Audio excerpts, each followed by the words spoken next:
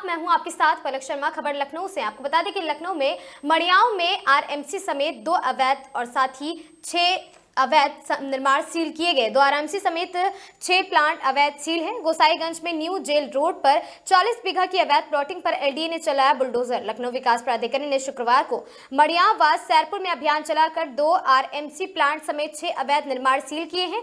वहीं गोसाईगंज में new jail road पर लगभग 40 बीघा क्षेत्रफल में की जा रही अवैध प्लॉटिंग को ध्वस्त किया गया। प्रवर्तन जोन 2 के जोनल अधिकारी रवि नंदन सिंह ने बताया कि अभिषेक सिंह व अन्य द्वारा गोसाईगंज में न्यू जेल रोड स्थित ग्राम शिवलर में लगभग 40 बीघा क्षेत्रफल में अनाधिकृत रूप से प्लाटिंग का कार्य करते हुए अवैध कॉलोनी विकसित की जा रही थी।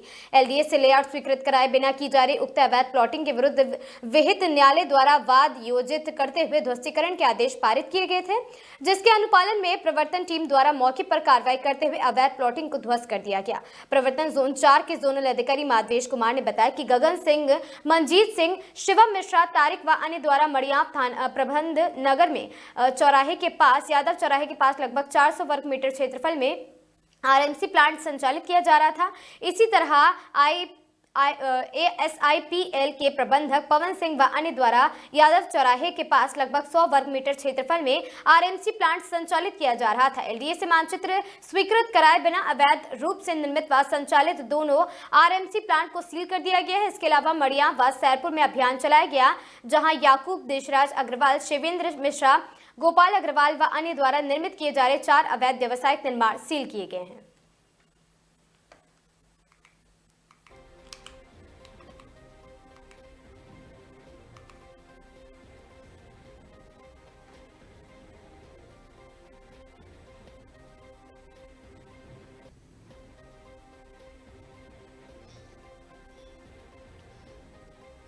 खबर मथुरा से है। बड़ी खबर, जहां अभिभावकों और छात्रों के हितों की रक्षा के लिए जिला प्रशासन ने सख्त कदम उठाते हुए निजी स्कूलों की मनमानी पर लगाम कसते हुए कई अहम फैसले लिए हैं। शहर में लगातार मिल रही शिकायतों, मनमानी फीस वृद्धि, किताबों की जबरन बिक्री और आरटीई के तहत दाखिल में देरी को लेकर मथुरा जिला प्रशासन ने सीबीएसई, आईसीएसई और यूपी बोर्ड से जुड़े निजी स्कूलों के प्रतिनिधियों को साथ लेकर एक अहम बैठक की है। बैठक में प्रशासन ने साफ निर्देश दिए हैं कि एनसीईआरटी किताबों की कमी को देखते हुए सभी स्कूल छात्रों को दी जाने वाली किताबों पर 25% की छूट दी जाए। इसके साथ ही स्कूल द्वारा तय फीस से ज्यादा हिडन चार्ज वसूलने की शिकायतों पर प्रशासन ने गोपनीय जांच शुरू कर दी है। दोषी पाए जाने पर सख्त कार्रवाई की चेतावनी दी गई है। Right to education act RTE के तहत दाखिले में देरी करने वाले स्कूलों को कड़ा अल्टीमेटम दिया गया। सभी लंबित दाखिलों सोमवार तक पूरे करने के निर्देश दिए गए। मथुरा के जिलाधिकारी चंद्र प्रकाश सिंह ने कहा कि मथुरा ज्ञान और भगवान श्री कृष्ण की गीता की भूमि है और यहाँ भी किसी अभिभावक या छात्र का शोषण बर्दाश्त नहीं किया जाएगा। बैठक में एडीएम, एसपी सिटी, डीआईजी और साथ ही स्थानीय स्कूल संगठनों के प्रतिनिधि मौजूद रहे। प्रशासन ने इस फैसले का अभिभावकों से स्वागत किया और साथ ही उम्मीद जताई है कि नए सत्र में उन्हें आर्थिक राहत मिलेगी।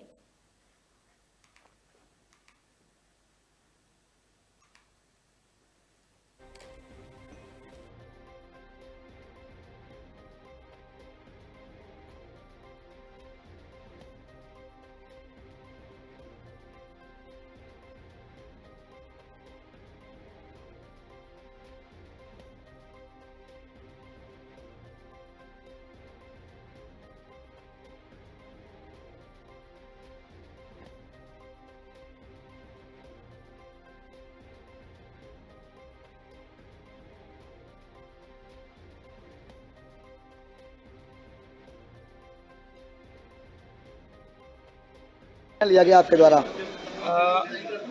आज जितने भी हमारे यहाँ प्राइवेट स्कूल्स हैं, सीबीएसई बोर्ड के, आईसीएसई बोर्ड के या यूपी बोर्ड के, यहाँ ये बार बार हम लोगों को जानकारी मिल रही थी कि फीस वृद्धि काफ़ी की गई है, किताबों का मनमाना पैसा वसूला जा रहा है, आरटीई के तहत एडमिशन्स नहीं हो रहे हैं। सारे विद्यालय के प्रबंधक या उनके जो जिम्मेदार लोग थे उनके साथ हमने बैठक की है। हमारे अधिकारीगण भी थे, एडीएम साहब, एसपी सिटी, डीआईओएस, पीएसए और इनका जो एसोसिएशन है उनके सारे पदाधिकारी थे। बहुत ही सौहार्दपूर्ण वातावरण में चर्चा हुई है। जहाँ तक फीस वृद्धि की बात है, वो जो परमिसिबल लिमिट है ये अवगत कराया गया, उसी के तहत की गई है। फिर भी हमने कहा कि गोपनीय तरीके से जांच कराएंगे कि हिडन चार्जेस के नाम पे तो विद्यालय पैसा नहीं वसूल रहे हैं।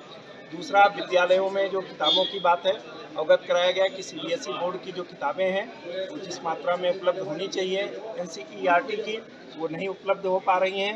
ये किताब जो बच्चों को दे रहे हैं उसमें इन्होंने कहा है 25% तक हम छूट देंगे, डिस्काउंट देंगे बच्चों को किताबों पर। तीसरा, आरटीई के तहत जो एडमिशन की कुछ विद्यालयों की शिकायत थी, वो ये सबने हमको आश्वस्त किया है कि सोमवार तक जो भी अलॉटमेंट हुआ है बच्चों का, उनको एडमिशन ये कर लेंगे, और अगर नहीं करेंगे तो नियम संगत कार्रवाई की जाएगी। मुझे पूरा विश्वास है कि मथुरा जो ज्ञान की धरती है, भगवान श्री कृष्ण ने गीता में उपदेश दिया था, ये ज्ञान की धरती है, योग की धरती है।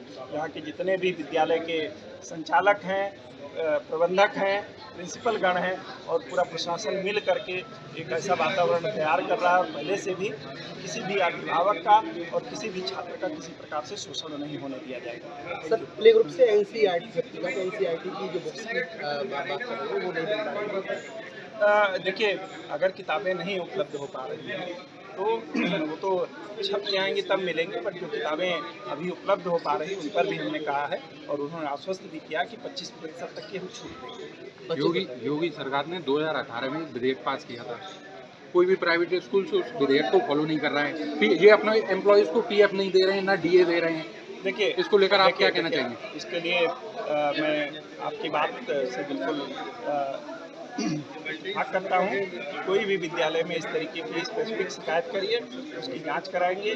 जो भी सरकार ने नियम और अध्यादेश पारित किए हैं, सभी विद्यालय को उसका अनुपालन करना उनका मैंडेटरी ड्यूटी है, और जो भी कोई स्पेसिफिक दीजिए इन जनरल स्टेटमेंट से तो कोई जांच नहीं हो पाएगी। कोई स्पेसिफिक विद्यालय है जो पालन नहीं कर पा रहा है तो उस पर हम जरूर कार्रवाई करेंगे। सर, एक सवाल यह भी है कि जो है चुनिंदा जो दुकानदार है विद्यालय के, उनका है 10% की कभी उन्नत की जा रही है। देखिए, अभी तो बात हुई है, 10% की बात हुई है, और मैंने ये भी कहा है कि जितनी दुकानें हैं, जैसे मैंने DIOS से पूछा कि आपके पास दुकानों की कोई लिस्ट है जहाँ बुक डिपोज हो, तो वो हम उपलब्ध करा लेंगे, और किसी दिन आपको ही भेज करके सामने ये खड़े हैं इनको भेज करके चेक करा लेंगे कि जाइए जरा कुछ किताबें खरीद लाइए, मुझे पता चल जाएगा। ये सर BTC BEd टीचर्स को भी हायर नहीं कर रहे हैं।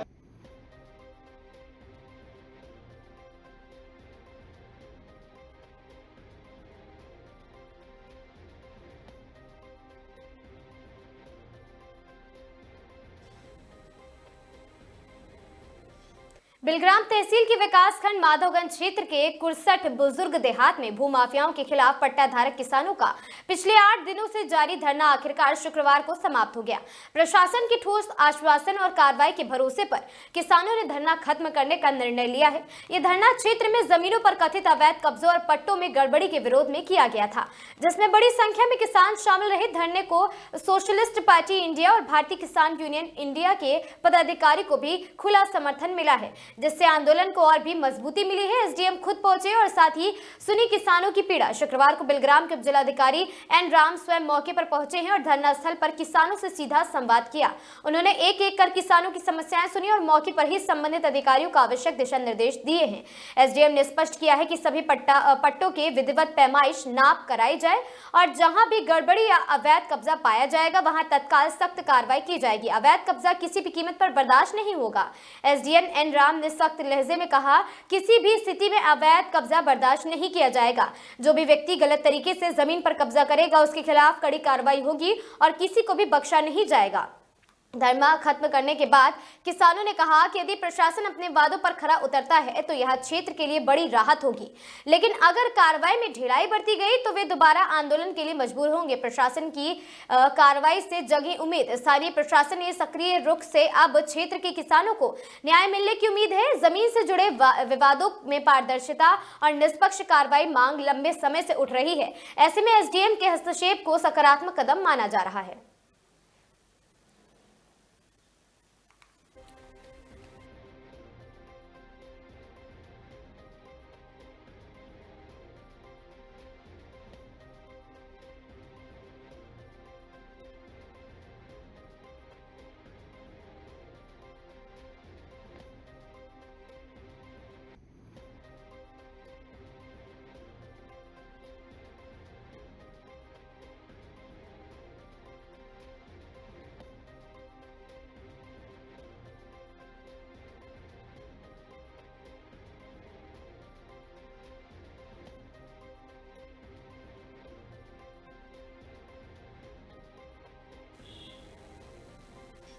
खबर कानपुर से है, जहां 28,51,060 मतदाता विशेष प्रगाढ़ मतदाता अभियान में सहयोग के लिए जिलाधिकारी ने जनपद वासियों, राजनीतिक दलों, मीडिया प्रतिनिधियों, समस्त बीएलओ एवं एसआईआर प्रक्रिया से संबंधित समस्त कार्यक्रमों और साथी कार्मिकों को जताया आभार।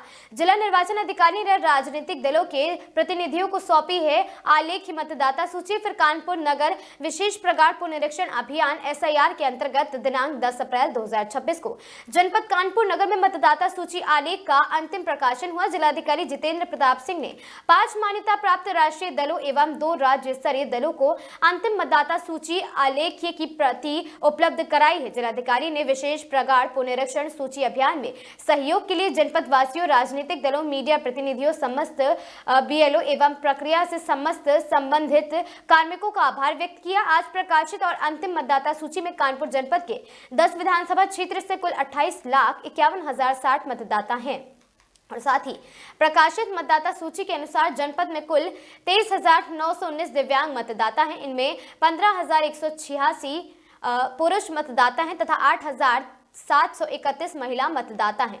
अंतिम मतदाता सूची के अनुसार बिल्हौर विधानसभा क्षेत्र में 3,40,950, बिठूर विधानसभा क्षेत्र में 3,44,036, कल्याणपुर विधानसभा क्षेत्र में 2,64,636, गोविंदनगर विधानसभा क्षेत्र में 2,57,330, सीसामऊ विधानसभा क्षेत्र में 2,12,940, आर्यनगर विधानसभा क्षेत्र में 2,21,779, किदवई नगर विधानसभा क्षेत्र में 2,73,355, कानपुर कैंट विधानसभा क्षेत्र में 2,69,396, महाराजपुर विधानसभा क्षेत्र में 3,69,379 तथा घाटमपुर विधानसभा क्षेत्र में 2,97,259 मतदाता हैं।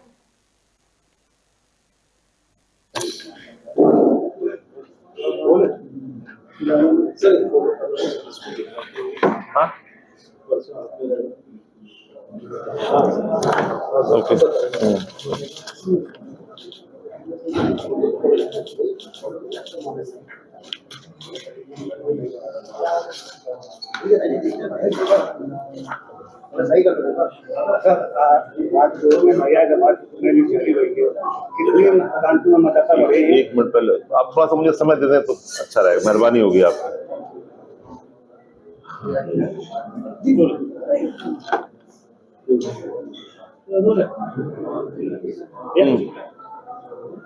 एसआईआर की प्रक्रिया के बाद क्या मतदाताओं की स्थिति, कितने बढ़े कितने घटे?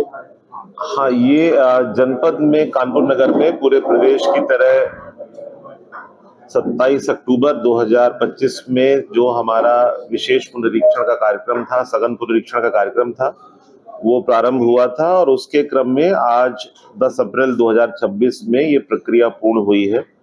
इसके क्रम में जो हमारा पहला चरण था वो ड्राफ्ट प्रकाशन था और एनुमरेशन फॉर्म जमा करने थे। ड्राफ्ट प्रकाशन जो 27 अक्टूबर में हुआ था सबसे पहले, उसमें हमारे करीब 35 लाख से अधिक मतदाता थे और फिर जब जिन मतदाताओं ने अपने फॉर्म जमा नहीं किए, जो शिफ्ट हो गए थे, जो मृतक थे, ऐसे लगभग 9 लाख मतदाता थे और उसके फलस्वरूप करीब 26,15,000 मतदाता हमारे 6 जनवरी के जो ड्राफ्ट प्रकाशन में रह गए। उसके बाद हम लोगों ने लगातार अभियान चलाया, लोगों की सुनवाई करी गई। जो नो मैपिंग के या लॉजिकल डिस्क्रिपेंसी के नोटिस थे, करीब 6 लाख लोगों को, वो निर्गत हुए और उसके क्रम में जो भारत निर्वाचन आयोग के मानक थे उसमें हम लोगों ने लोगों की घर घर सुनवाई भी करी है, हमारे बीएलओज ने काम किया है और उसके फलस्वरूप हमारे करीब 2.5 लाख मतदाता 6 जनवरी की तुलना में फिर बढ़े हैं। इस प्रकार से करीब 28,51,000 मतदाता हमारे इस समय वर्तमान में 10 अप्रैल में है। अच्छी बात यह है कि इस प्रक्रिया में हमारे नवीन मतदाताओं को भी जगह मिली है और करीब 6 लाख फॉर्म 6, 7 और 8, इसमें करीब 4 लाख फॉर्म हमारे अकेले फॉर्म 6 में थे, जो 27 अक्टूबर से 6 जनवरी के बीच में और 6 जनवरी से लेकर 1 अप्रैल के बीच में जमा किए गए। तो इस प्रकार हमारे जनपद कानपुर नगर में इस समय 28,51,000 मतदाता भी हैं और इसमें हमारी 10 विधानसभाओं में सबसे अधिक हमारे जो मतदाता वर्तमान में है वो महाराजपुर विधानसभा में है और सबसे कम इस समय सीसामऊ विधानसभा में है। सभी पॉलिटिकल पार्टीज के साथ में आज ही बैठक हुई है और इस बार एक नई पारदर्शिता के मानक रहे हैं कि एक बूथ पर जो भी एब्सेंटी वोटर्स थे, जो भी शिफ्टेड थे, उन सब की सूची हम लोगों ने सभी पॉलिटिकल पार्टीज के साथ समय समय पर साझा करी है सारे फॉर्म्स ऑनलाइन डिस्पोजल किए गए हैं, हर प्रकार की सूचना पोर्टल पे उपलब्ध है। और आज भी प्रातः हम लोगों ने जो लेटेस्ट वोटर लिस्ट है वो डिस्ट्रिक्ट के पोर्टल पर अपलोड की है। सभी मतदाताओं को ये अधिकार है, ये उनको एक्सेस है कि वो चेक कर सकते हैं। जिनके पास मोबाइल नंबर फीड जिन्होंने करा लिया तो बहुत ही आसान है। उसके अलावा भी voters.eci.gov.in पर भी है, ECI नेट ऐप पर भी है, आसानी से हम लोग इसको देख सकते हैं। और इसके बाद भी हमारा जो सतत अभियान है उसको अद्यतन करने का वो चलता रहेगा। यद्यपि जो SIR के फलस्वरूप जो हमारी जो वोटर लिस्ट है एक रेफरेंस पीरियड के लिए एक महत्वपूर्ण मतदाता सूची सभी पॉलिटिकल पार्टीज के सहयोग से, हमारे सभी 10 निर्वाचक रजिस्ट्रेशन अधिकारियों के सहयोग से और हमारे सभी अन्य अधिकारियों के सहयोग से उसको करने में हमें सफलता मिली है। पिछले विधानसभा चुनाव की एक अच्छा बात किया तो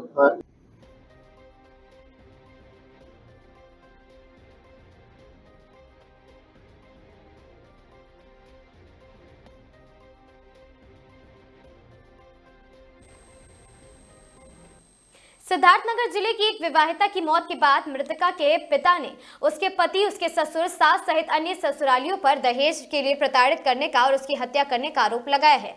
मृतका के पिता ने इस मामले में पुलिस अधीक्षक को तहरीर देकर न्याय की गुहार लगाई है। मामला सिद्धार्थनगर जिले के भवानीगंज थाना क्षेत्र के भवानीगंज गांव का है। मृतका शहजादी फातिमा ने के पिता नूर मोहम्मद ने भवानीगंज थाना और फिर पुलिस अधीक्षक को दी गई तहरीर में लिखा है कि उन्होंने अपनी बेटी की शादी 3 जुलाई 2023 को भवानीगंज थाना क्षेत्र के भवानीगंज गांव निवासी अरशद अली पुत्र मोहम्मद इदरीश के साथ की थी। उस समय उन्होंने अपनी बेटी को शादी में 2 लाख कैश और अपनी हैसियत के अनुसार दहेज के सारे सामान भी दिए थे। लेकिन शादी के कुछ ही दिन बाद दामाद अरशद अली, उनके पिता अरशद और इदरीश और साथ ही घर के अन्य लोग लगातार दहेज की मांग करने लगे, जिसे पूरा न करने पर ये लोग उनकी पुत्री शहजादी का लगातार मानसिक उत्पीड़न करते हुए मारपीट करते थे। मृतका के पिता ने बताया कि 5 अप्रैल की रात लगभग 1 बजे उसके दामाद अरशद अली के पिता मोहम्मद इदरीश ने उन्हें मोबाइल पर जानकारी दी कि उनकी बेटी की तबीयत खराब है और जल्दी से वह यहां आ जाए। तत्काल वह अपने घर वालों अपनी बेटी के ससुराल पहुंचे तो उनकी बेटी शहजादी मृत अवस्था में मिली है। उन्होंने कहा कि जब उन्होंने और उनके घर वालों ने अपनी बेटी के शरीर को देखा तो उसके शरीर पर कई चोट के निशान थे और ऐसा लग रहा था कि उसका कुछ जहरीला पदार्थ उसे खिलाया गया है।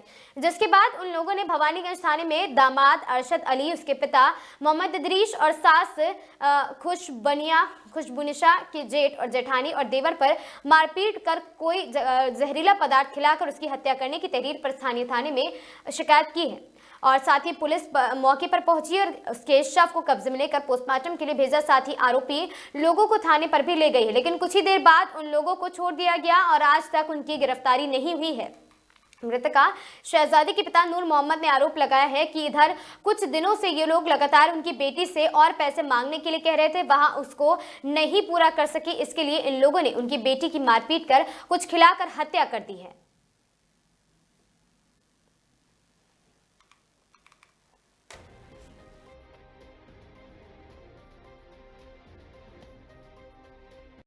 हाँ भैया, क्या नाम है, कहाँ के रहने वाले हैं? सर हमारा नाम नूर मोहम्मद है, मैं ग्राम जंगलीपुर थाना भवानी का रहने वाला हूँ।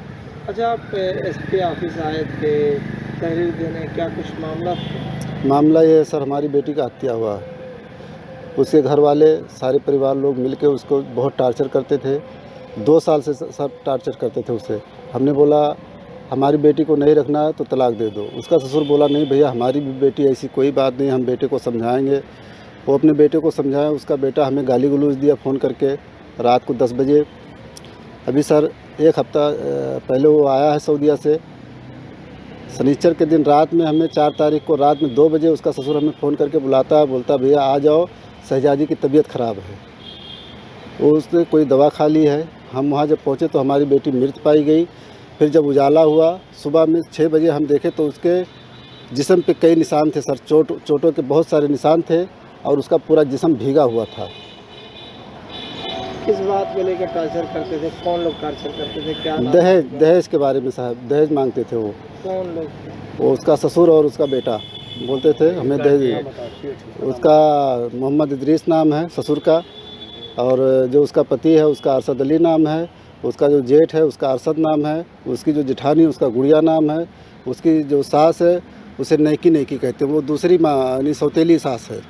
यानी ये तमाम लोग जो है आपकी लड़की से दहेज के लिए दबाव डालते थे साहब, बोलते थे पैसा लेके आओ, दहेज लेके आओ। तो उसके बाद इस पूरे मामले में पुलिस ने मुकदमा वगैरह लिखा कि नहीं लिखा?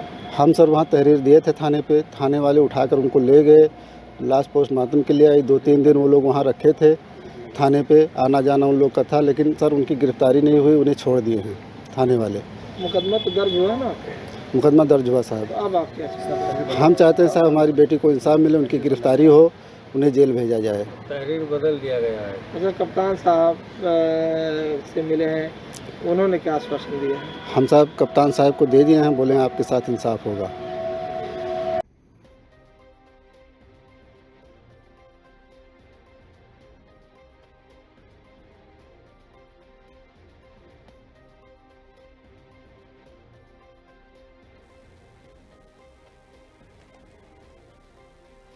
खबर सीतापुर से है, जहां नेशनल हाईवे अथॉरिटी के द्वारा सड़क के किनारे स्थापित मंदिर को नोटिस जारी नहीं पर हिंदू संगठनों में आक्रोश है। आपको बता दें कि नेशनल हाईवे 24 पर स्थित हनुमान मंदिर को हटाने के लिए दिया गया नोटिस के विरोध में हिंदू संगठनों ने जिलाधिकारी से की है मुलाकात। जिलाधिकारी से संगठन के लोगों के साथ साथ साधु संतों ने मंदिर न तोड़े जाने की करी है अपील।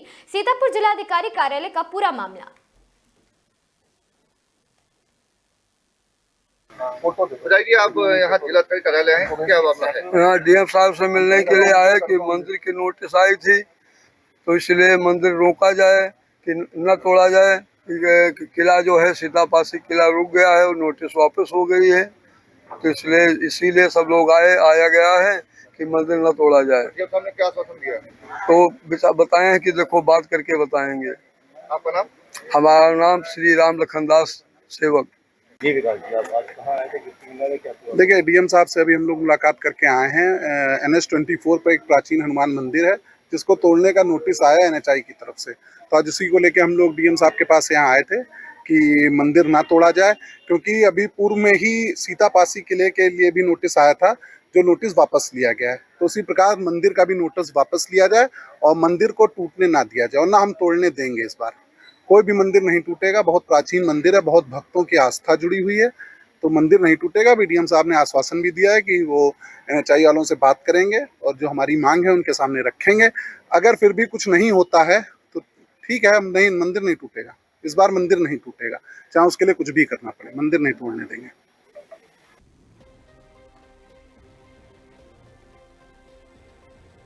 लखीमपुर खीरी के सदर कोतवाली क्षेत्र के रंगीला नगर गांव में पुलिस ने बड़ी कार्रवाई करते हुए एक संगठित तरीके से संचालित जुए के अड्डे का भंडाफोड़ किया है। छापेमारी के दौरान पुलिस ने मौके से 6 आरोपियों को गिरफ्तार किया। गिरफ्तार आरोपियों के कब्जे से 4,91,000 रुपए नगद बरामद किए गए हैं। इतना ही नहीं, आरोपियों के पास से आधुनिक तकनीक से बने अवैध असलहे और तमंचे भी बरामद हुए हैं। मौके से एक कार और एक बाइक भी पुलिस ने सीज कर दिए। पूछताछ में बड़ा खुलासा हुआ है। ये गिरोह लोगों को जुआ खिलाने के लिए नेपाल तक ले जाता था, जिससे इस नेटवर्क के अंतर्राज्यीय और अंतर्राष्ट्रीय कनेक्शन की आशंका भी जताई जा रही है। पुलिस अब इस पूरे नेटवर्क की गहन जांच में जुट गई है और असलहों की सप्लाई और निर्माण करने वाले गिरोह का भी शिकंजा कसने की तैयारी शुरू कर दी गई है।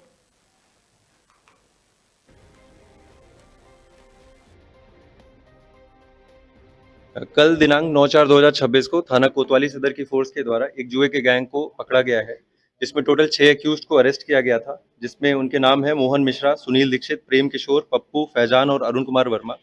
इनके पास से टोटल 4,91,000 रिकवर हुआ है, जो कि 4,15,000 फड़ से एवं 76,000 रुपए इनके जमा तलाशी से। इन्हीं के पास से 4 तमंचे और 2 पिस्टल और 5 जिंदा कारतूस .315 बोर और 4 कारतूस .32 बोर के रिकवर हुए हैं। इन्हीं के पास से 52 ताश के पत्ते, ग्रैंड विटारा व्हीकल और एक स्प्लेंडर व्हीकल भी रिकवर हुआ है। इस संबंध में कि इनके पास से इतने इलीगल वेपन्स कहां से आए हैं, उस संबंध में भी पूछताछ की गई है और जो नाम आ रहे हैं उनकी बैक ट्रैकिंग करके उनको भी शीघ्र गिरफ्तार कर और आगे की कार्रवाई की जाएगी। इंटरनेशनल कनेक्शन ये है कि यही गैंग लोगों को ले जाकर नेपाल में भी जुआ खिलवाता था और उनके पैसे लगवाता था। इस संबंध में इसलिए इंटरनेशनल कनेक्शन इसमें आ रहा है। कैसे खबर लगी पुलिस को कि ऐसे इतनी भारी तादाद में जुआ? पुलिस की टीमें पूर्व से लगी थी मुखबिर की सूचनाओं के आधार पर और जो भी इनपुट्स आते थे, और कल इसी के क्रम में थाना कोतवाली सदर की टीम के द्वारा जानकारी इकट्ठी कर और दबिश दी गई। खबर बिलग्राम से है, जहां मिशन शक्ति अभियान फेज 5 के द्वितीय चरण के अंतर्गत मिशन शक्ति टीम द्वारा कस्बा बिलग्राम स्थित डीपीएसडी पब्लिक स्कूल में बालिकाओं को जागरूक करने हेतु विशेष चौपाल का आयोजन किया गया। कार्यक्रम के दौरान बालिकाओं को एकत्रित कर गुड टच और बैड टच तथा टू यंग मैरी विषय पर आधारित विषयों और साथ ही वीडियो क्लिप दिखाकर महत्वपूर्ण जानकारी दी गई। साथ ही जागरूकता पैम्पलेट वितरित कर उन्हें अपनी सुरक्षा के प्रति सचेत रहने के लिए प्रेरित भी किया गया।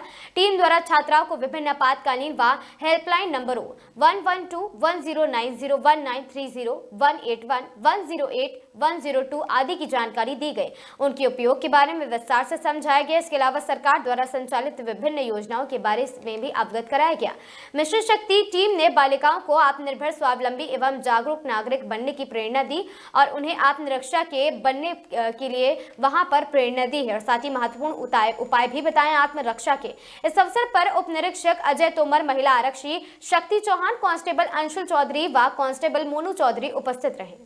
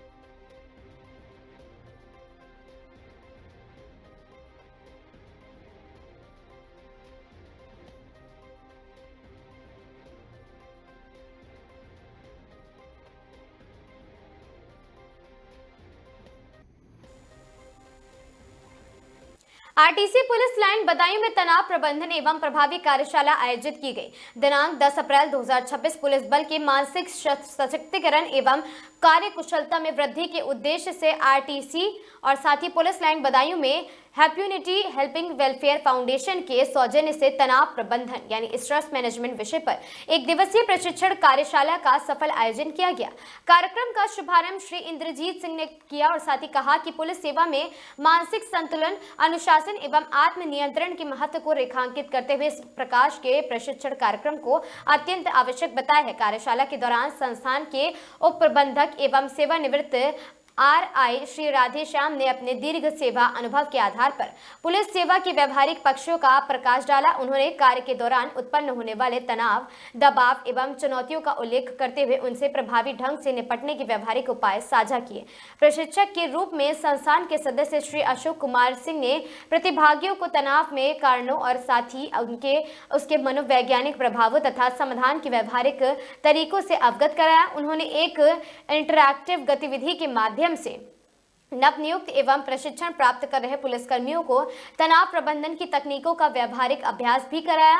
इस गतिविधि के माध्यम से प्रतिभागियों ने स्वयं अनुभव करते हुए मानव की तनाव की नियंत्रित करने के उसके सरल प्रभावी उपाय सीखे हैं। विशेष वक्ता के रूप में संस्थान की निदेशक डॉक्टर कृष्णा सिंह ने अपने प्रेरणादायी संबोधन में कहा कि पुलिस सेवा केवल एक नौकरी नहीं बल्कि एक संवेदनशील एवं उत्तरदायी दायित्व है, जिसमें प्रत्येक निर्णय सीधे समाज की सुरक्षा, विश्वास एवं न्याय व्यवस्था को प्रभावी करता है। उन्होंने कहा कि एक पुलिसकर्मी के लिए मानसिक रूप से संतुलित, सजग एवं दृढ़ और साथ ही सुदृढ़ रहना उतना ही आवश्यक है जितना शारीरिक रूप से सक्षम होता है।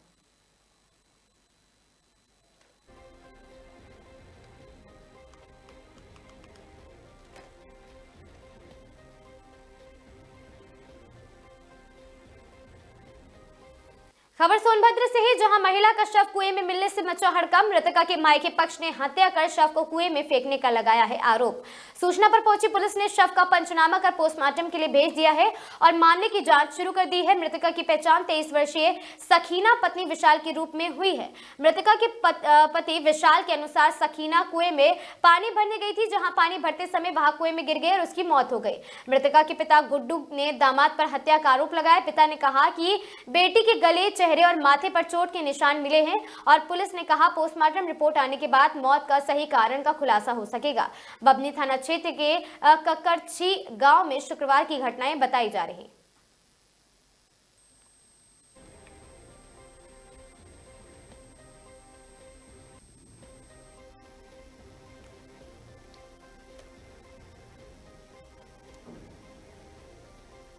उत्तर प्रदेश के मऊ जंक्शन का पूर्वोत्तर रेलवे के महाप्रबंधक उदय बोरवड़कर द्वारा निरीक्षण किया गया और इस दौरान उन्होंने मऊ रेलवे स्टेशन की साफ सफाई, यात्री प्रतीक्षालय, आरक्षण केंद्र, शौचालय एवं निर्माण कार्यों का सघनता से निरीक्षण किया।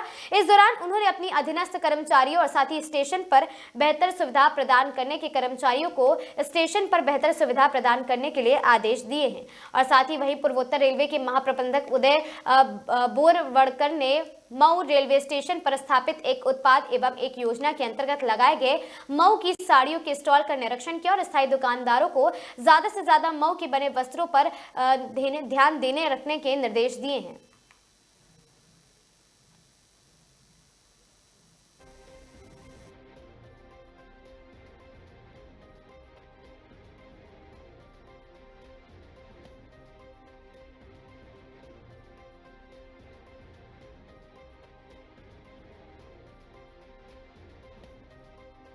देखिए, जीएम साहब का इंस्पेक्शन जो है रूटीन वे में जो संरक्षा सुरक्षा से संबंधित और यात्री सुविधाओं के जो काम हो रहे हैं अमृत भारत स्टेशन स्कीम के तहत, उनके जो है प्रगति की जो है समीक्षा करने के लिए और जो यात्री सुविधाओं वाले काम हैं उनको और तेज़ी से उनको पूरा कराया जाए ताकि यात्रियों की सुविधा में जो है अत्यधिक वृद्धि हो सके और जो कमियां हैं जो और पब्लिक की डिमांड है उससे संबंधित जो है चीज़ों की समीक्षा के लिए ये इंस्पेक्शन हुआ है और इससे जो है यात्री सुविधाओं वाले जो काम है उनकी गुणवत्ता में सुधार होगा और उनकी प्रगति में तेज़ी आएगी।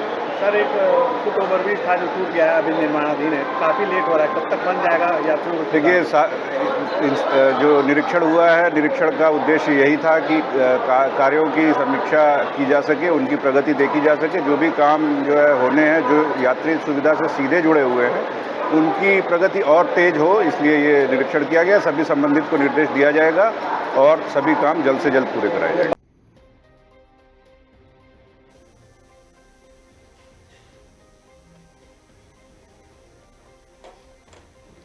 वृंदावन यमुना नदी में नाव पलटने से करीब 6 लोगों की मौत हो गई। बताया जा रहा है 14 लोगों को रेस्क्यू कर बचाया जाए और जान और साथ ही नाव में करीब 20 से 25 लोग थे सवार। वृंदावन के श्रृंगार घाट के पास हुआ हादसा।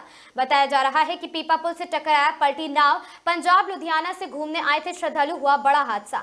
सूचना पाकर मौके पर पहुंची मथुरा के जिलाधिकारी और मौके पर पहुंची पुलिस और गोताखोरों की मदद से रेस्क्यू जारी है। घटना का संज्ञान लेते हुए मुख्यमंत्री ने भी राहत और बचाव कार्य करने के लिए अधिकारियों को दिए हैं निर्देश। रेस्क्यू कार्य लगातार जारी है। एनडीआरएफ टीम और कई अन्य टीम भी रेस्क्यू में लगी हुई है।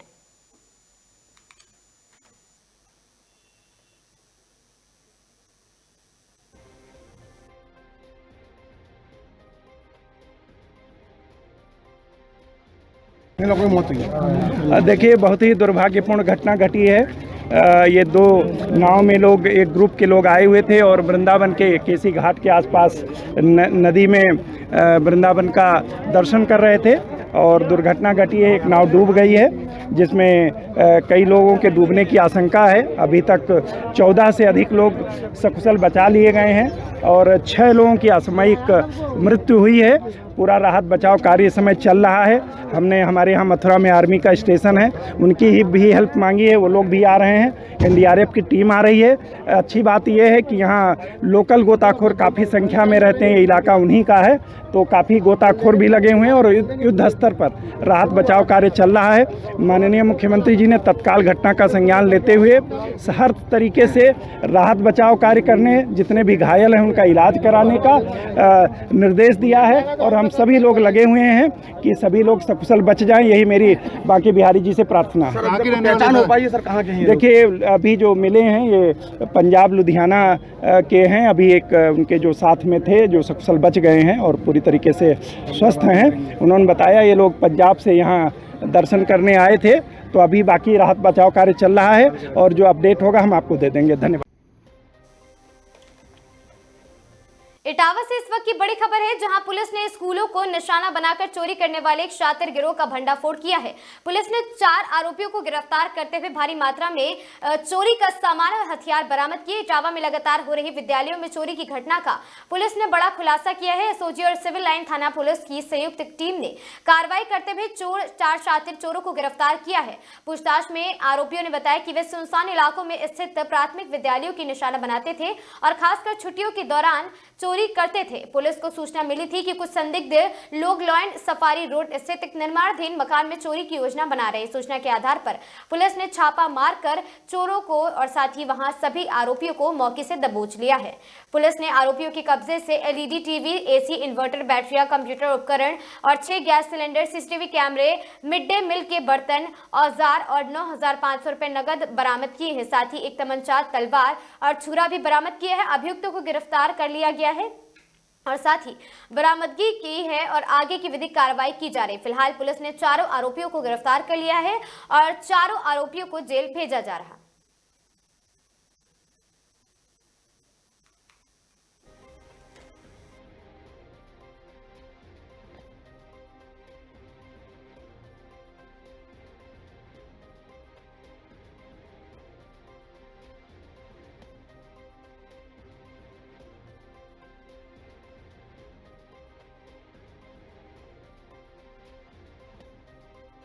सर्विलांस एवं थाना सिविल लाइंस की पुलिस टीम के द्वारा एक बड़ी और महत्वपूर्ण सफलता प्राप्त की गई है, जिसमें चोरों के एक गैंग के 4 सदस्यों को गिरफ्तार किया गया है।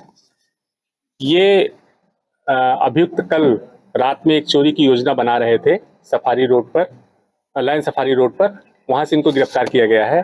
जब इनसे पूछताछ किया गया तो इन्होंने विगत 1 वर्ष में जनपद इटावा में विभिन्न जो प्राथमिक विद्यालय हैं, उच्चतर विद्यालय हैं, उन विद्यालयों से जो इन्होंने सरकारी सामानों की चोरी करी थी उसका खुलासा हुआ और अपनी जुर्म को इन्होंने स्वीकार भी किया। इनसे जब पूछा गया तो इन्होंने वही बताया कि इनका चोरी करने का तरीका बड़ा पेकुलर है। ये जब गर्मियों की छुट्टियां और सर्दियों की छुट्टियां विद्यालयों में होती थी तब ये विद्यालयों को टारगेट करते थे ताकि चोरी का पता काफ़ी दिनों बाद पता चल सके।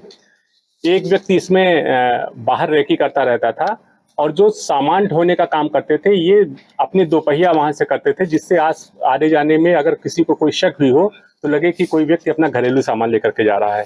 इनके कब्जे से इन्वर्टर, टीवी, कई computer, ceiling fan, mid day meal से संबंधित गैस सिलेंडर, भगोना, बच्चों के खाने का राशन, यहाँ तक कि टाफियाँ भी जो रहती थी वो भी इनके द्वारा चोरी की गई हैं। इस प्रकरण में जो हमारी टीम है इनको मैंने 25,000 रुपये के पुरस्कार से पुरस्कृत भी किया है और इनके विरुद्ध हम लोग कड़ी विधिक कार्रवाई करेंगे। इनके खिलाफ गैंगस्टर एक्ट की भी कार्रवाई की जाएगी। सर, जो 4 अभियुक्त जो गिरफ्तार किए गए हैं वो देखिए, ये इसमें से जो गिरफ्तार अभियुक्त हैं इसमें से 3 अभियुक्त प्रदीप कुमार और मनीष कुमार, ये दोनों सगे भाई हैं, ग्राम तुरैया थाना भरतना के रहने वाले हैं। इनका तीसरा साथी मोनू, वो भी उसी तुरैया गांव का है और जिसके यहाँ ये सामान रखते थे, जो चोरी की पूरी घटना में शामिल रहता था, ये देव कुमार है, जो सिविल लाइंस क्षेत्र का रहने वाला है। इनकी सर कोई पहले से क्राइम हिस्ट्री है? इनकी पहले से चोरी की कोई क्रिमिनल हिस्ट्री नहीं मिली है। एक के खिलाफ 501 का मुकदमा है। बाकी जो है ये पहली बार प्रकाश में आए हैं और इन्होंने महत्वपूर्ण चीज ये है कि इन 8 चोरियों का 100% माल पुलिस के द्वारा बरामद किया गया है, क्योंकि अभी इन्होंने इस चोरी के माल का कहीं डिस्पोजल नहीं किए थे। ये एक देव कुमार के घर में जो बड़े बड़े 2 कमरे थे वहां स्टोर करके रख रहे थे। जब काफी मात्रा में इनको था कि हम चोरी का माल इकट्ठा कर लेंगे तो एक साथ इसे किसी को बेचेंगे और फिर बराबर में आपस में बंटवारा करेंगे। मकान मालिक के लिए इसमें भूमिका, ये इसी देव कुमार का ही मकान है जो अरेस्ट है। आरोपी के पास से एक बाइक भी बरामद हुई है। हाँ, ये बाइक जो घटना में ये प्रयुक्त करते थे वही बाइक है, वो बरामद हुई है और इनके कब्जे से ये पूरी तैयारी के साथ जाते थे। एक छुरा भी मिला, एक तलवार मिली है और एक अवैध तमंचा भी मिला है।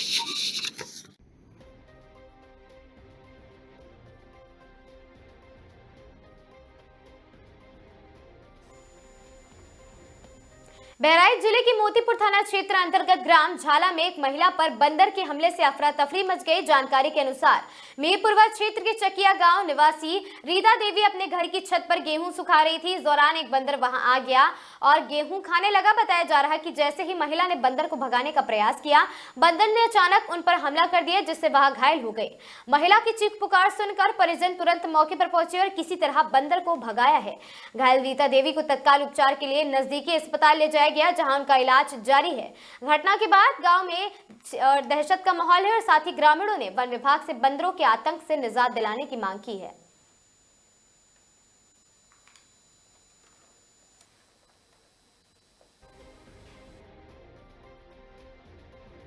क्या नाम है तुम्हारा? रीता देवी। रीता कहाँ के रहे वाली हो? परवा चकैया लागा था। क्या हुआ था आपको? किसने काटा है? हा? किसने काटा है आपको? मूलम काटी से। को काटी से? बंदर। क्या करत रहे? गेहूँ खाता है, हाँ कहिया रहन घर में। तो कैसे जान बची? पैसा का दौड़ ले तब भाग है बंदर। कौन गांव में काटी से बंदर? चकैया।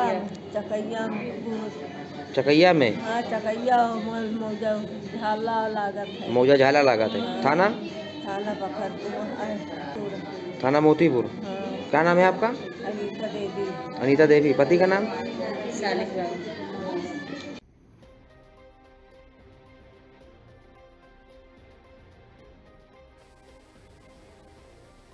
वृंदावन केशी घाट पर हुए दर्दनाक हादसे से पहले स्टीमर में बैठे सभी परिवारजन बैठकर कर रहे थे राधे नाम का संकीर्तन। भजन कीर्तन करते हुए सामने आए पहला वीडियो।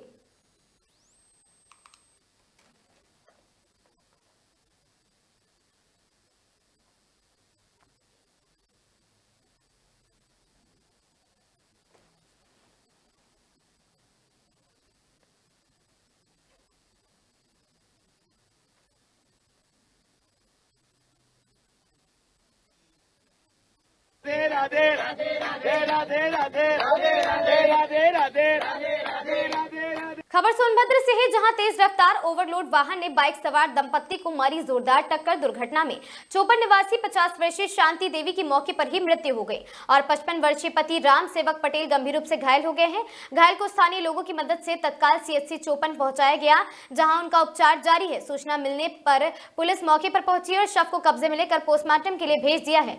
पुलिस ने फरार वाहन और उसके चालक की तलाश शुरू कर दी है। स्थानीय लोगों ने प्रशासन से ओवरलोड वाहनों पर सख्ती बरतने और सड़क की मरम्मत कराने, गति नियंत्रण और अन्य सुरक्षा उपाय सुनिश्चित करने की मांग की है। क्षेत्र में लगातार हो रही दुर्घटनाएं सड़क सुरक्षा और यातायात नियमों के पालन में कमी को दर्शाती हैं।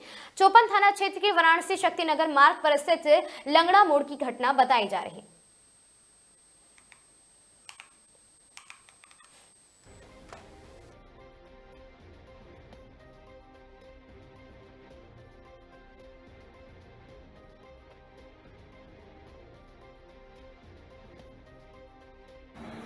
सर आपका परिचय? मैं doctor Harikant Singh, medical officer CHC Chopan. Sir एक घटना आई है अभी, क्या है मामला पूरा? एक एक्सीडेंट का केस हुआ है डाला के आसपास, जहां से एक दुर्घटना हुए हादसे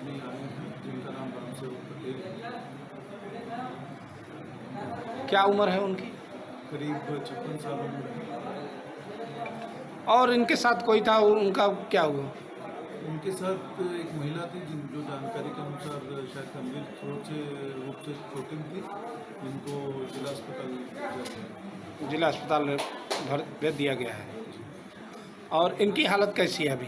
इनकी हालत तो अभी स्थिर है, प्राथमिक उपचार किया गया है और अस्पताल में भर्ती किया गया।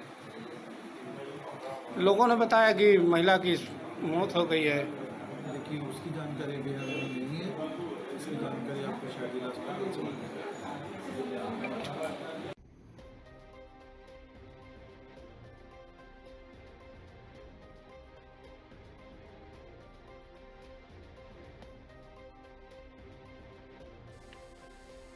सोनभद्र जिले में विधानसभा निर्वाचन नामावली का अंतिम प्रकाशन हो चुका है और विशेष पुनरीक्षण के बाद जारी की गई मतदाता सूची।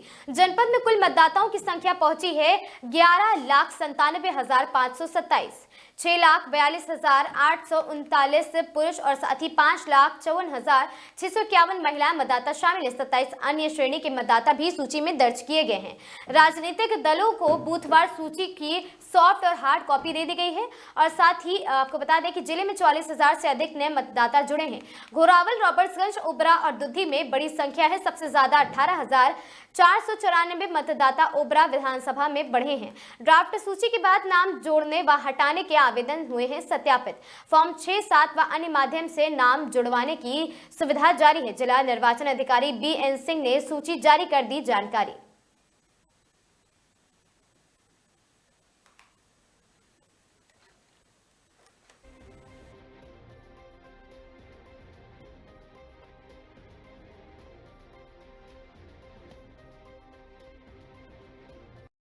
SIR की जो प्रक्रिया चल रही थी, तो इसमें कितने पहले मतदाता थे और कितने का नाम काटा गया?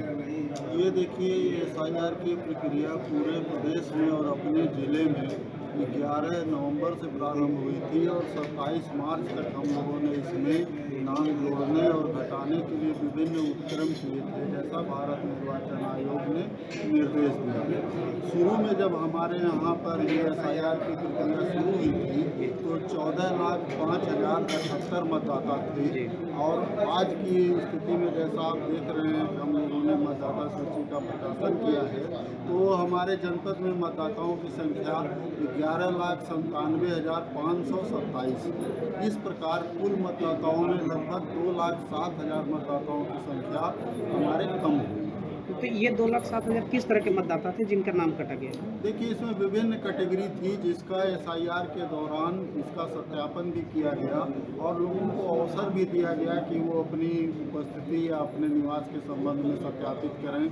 मुख्य रूप से ऐसे मतदाता जिनकी इस अवधि में मृत्यु हो गई थी या जो किन्हीं अन्य स्थानों पर जनपद से जा करके वहाँ पर अपने को उन्होंने मतदाता के रूप में दर्ज करा लिया था या जिनके नाम 2 बार मतदाता सूची में अंकित थे अथवा अन्य भी कारण हैं जिनके नाते जैसे जो यहाँ पे फैक्ट्रियों में काम करते थे उन्होंने अपने को मतदाता के रूप में यहाँ पंजीकृत कराया, बाद में अन्यत्र उनका स्थानांतरण हो गया। तो चूँकि औद्योगिक क्षेत्र है अपने जनपद में तो ऐसे मतदाता यहाँ से स्थानांतरित हुए और इन कुल कारणों को मिलाकर लगभग 2,07,000 मतदाता हमारी मतदाता सूची में कम हुए। इस SIR में क्या विदेशी नाम भी मिले, जैसे बांग्लादेशी या पाकिस्तानी या अन्य जगहों के? नहीं, अपने जनपद में ऐसी कोई शिकायत नहीं आई। ये जरूर कुछ प्रकरण आए हैं जो 6A के फॉर्म हैं, जो अनिवासी भारतीय हैं, उनके भी प्रार्थना पत्र यहाँ आए।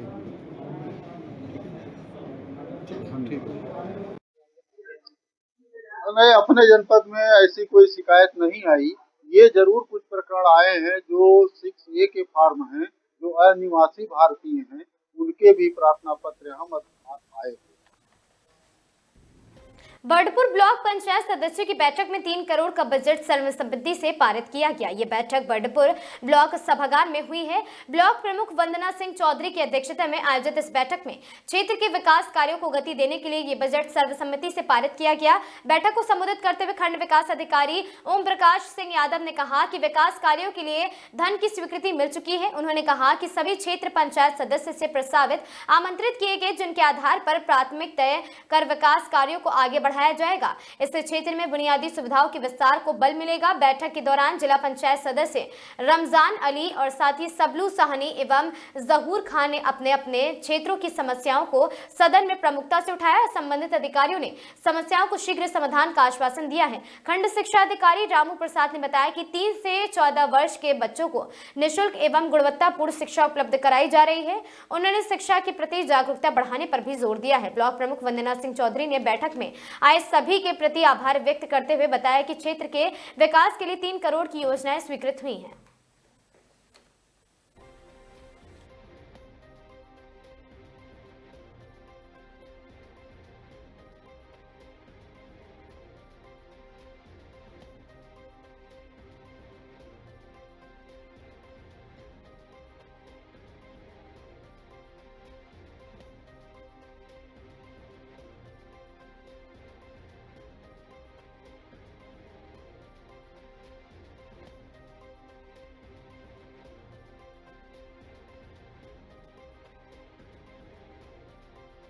हाँ प्रमुख जी, आज क्षेत्र पंचायत सदस्यों की बैठक थी। बैठक में क्या कुछ चर्चा हुई और इस बार कितने का बजट पास हुआ? ठीक है, सबसे पहले तो मैं मीडिया भाई का हार्दिक स्वागत और अभिनंदन करती हूँ। आज दिनांक 10/4/2026 को क्षेत्र पंचायत बर्डपुर की बैठक आहूति की गई, जिसमें विभिन्न विभागों के अधिकारीगण एवं सम्मानित क्षेत्र पंचायत सदस्यगण व प्रधानगण के साथ मीडिया जगत के पत्रकार बंधुओं का हार्दिक स्वागत व आभार व्यक्त करती हूँ।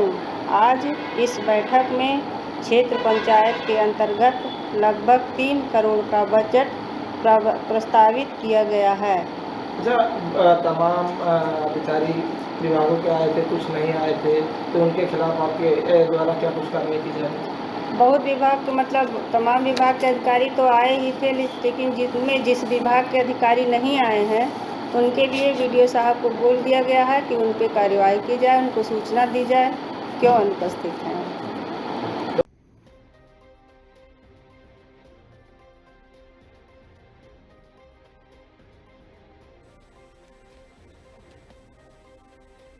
कानपुर में मनाई गई सम्राट चंद्रगुप्त मौर्य की जयंती। जौनपुर के सांसद मुख्य अतिथि बाबू सिंह कुशवाहा रहे उपस्थित।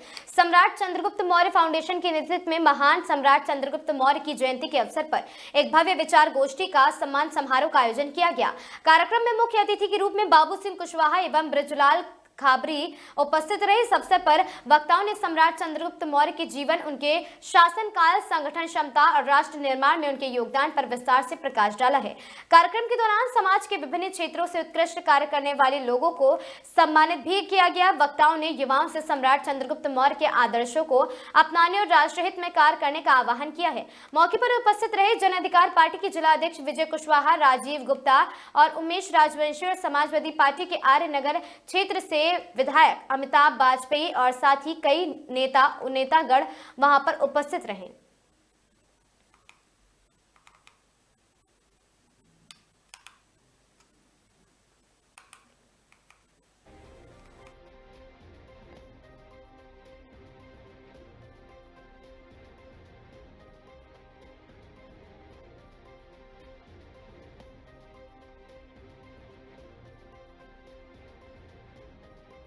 साथियों, मेरा नाम है चंदन सिंह। आप देख आजाद टाइम। जैसा कि आपको बता दें कि सम्राट चंद्रगुप्त के उपलक्ष्य में आज कानपुर में कई बड़े नेता हमारे और मुख्य अतिथि के रूप में बाबू सिंह कुशवाहा जी रहे और हमारे साथ कुछ उन्हीं के कार्यकर्ता हैं और उनके तक आइए हमारे साथ कुछ लोग हैं। आइए मुझे से जानकारी लेंगे कि चंद्रगुप्त नाम बताइए।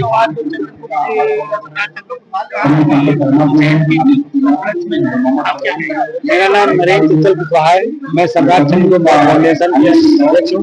मेरी पूरी कमेटी में करीब 12 एक्टिव होकर के काम किया है विगत कई वर्षों से। विवेक पांडे जी है, नरेंद्र कुशवाहा जी है, ब्रजेश कुशवाहा जी है सुफैल अहमद जी है, हमारे राज्य विरोधी संरक्षक जी है, राकेश सत्तान जी है, राघव यादव जी है, हमारे मोनू शुक्ला, तमाम हमारे साथी हैं, शंभू शंकर शर्मा जी, हरेराम कटियार साहब, इन सब लोगों पूरे धन से प्रोग्राम को बनाते हैं। आज बड़े सौभाग्य की बात है कि हमारे चंद्रगुप्त मौर्य फाउंडेशन के नेतृत्व में जो चंद्रगुप्त मौर्य जयंती बनाई गई, इसमें जो हम राजा के कहते थे, हमने चंद्रगुप्त मौर्य को देखा तो नहीं, लेकिन चंद्रगुप्त के रूप में उनके पद चिन्हों में चलने वाले हमारे जौनपुर से आए हुए सांसद माननीय बाबू सिंह कुशवाहा जी, मैं राजा मानता हूं उनको कि वाकई में जो प्रजा की रक्षा करे, सेवा करे, वही राजा होता है। क्योंकि चंद्रगुप्त को मैंने नहीं देखा, चंद्रगुप्त के बाबू सिंह के रूप में मैंने चंद्रगुप्त को देखा है, तो मैंने आज बाबू सिंह जी का स्वागत किया है और मैं धन्यवाद देता हूं आदरणीय बाबू सिंह कुशवाहा जी को, जो कि हमारे लिए जौनपुर से समय निकाल करके इस छोटे से प्रोग्राम में कानपुर धरती का पधारे हैं, इनका बहुत बहुत धन्यवाद करता हूँ। और मैं कहना चाहता हूँ, संदेश देना चाहता हूँ, चंद्रगुप्त मौर्य जिस प्रकार से समूचे भारत में खंड खंड को अखंड भारत बनाया है, उसी प्रकार से हम सबको मिलकर के समाज में जो कुरीतियां फैली हुई है, परिवार में कलह मची हुई है, भाई भाई के लिए एक खून के प्यासा होता जा रहा है, बाप बेटे के लिए होता जा रहा है, उन सब में मोहब्बत जगाने के लिए चंद्रगुप्त मौर्य फाउंडेशन करेगा और सम्राट चंद्रगुप्त मौर्य के विचारों को लेकर के समाज के लिए मैं उतरूंगा। समाज सम्राट चंद्रगुप्त मौर्य की जयंती पर हम लोग इकट्ठे हुए हैं और आज हम सब लोगों ने यही सीखने की कोशिश की कि सम्राट चंद्रगुप्त मौर्य ने खंड खंड में बटे भारत को एक करने का काम किया, अखंड भारत बनाया और जितने भी विदेशी आक्रांता थे उनको सबको मार भगा करके एक अखंड भारत बनाया और इस देश के गरीब और कमजोर लोगों को हितकारी योजनाएं चलाई, गरीबों के लिए योजनाएं चलाई, जितना हो सकता था उन्होंने जनता के लिए, अपने देश की प्रजा के लिए उन्होंने काम किया और गरीबों की सेवा करने का हमें गुरुओं ने एक संदेश दिया।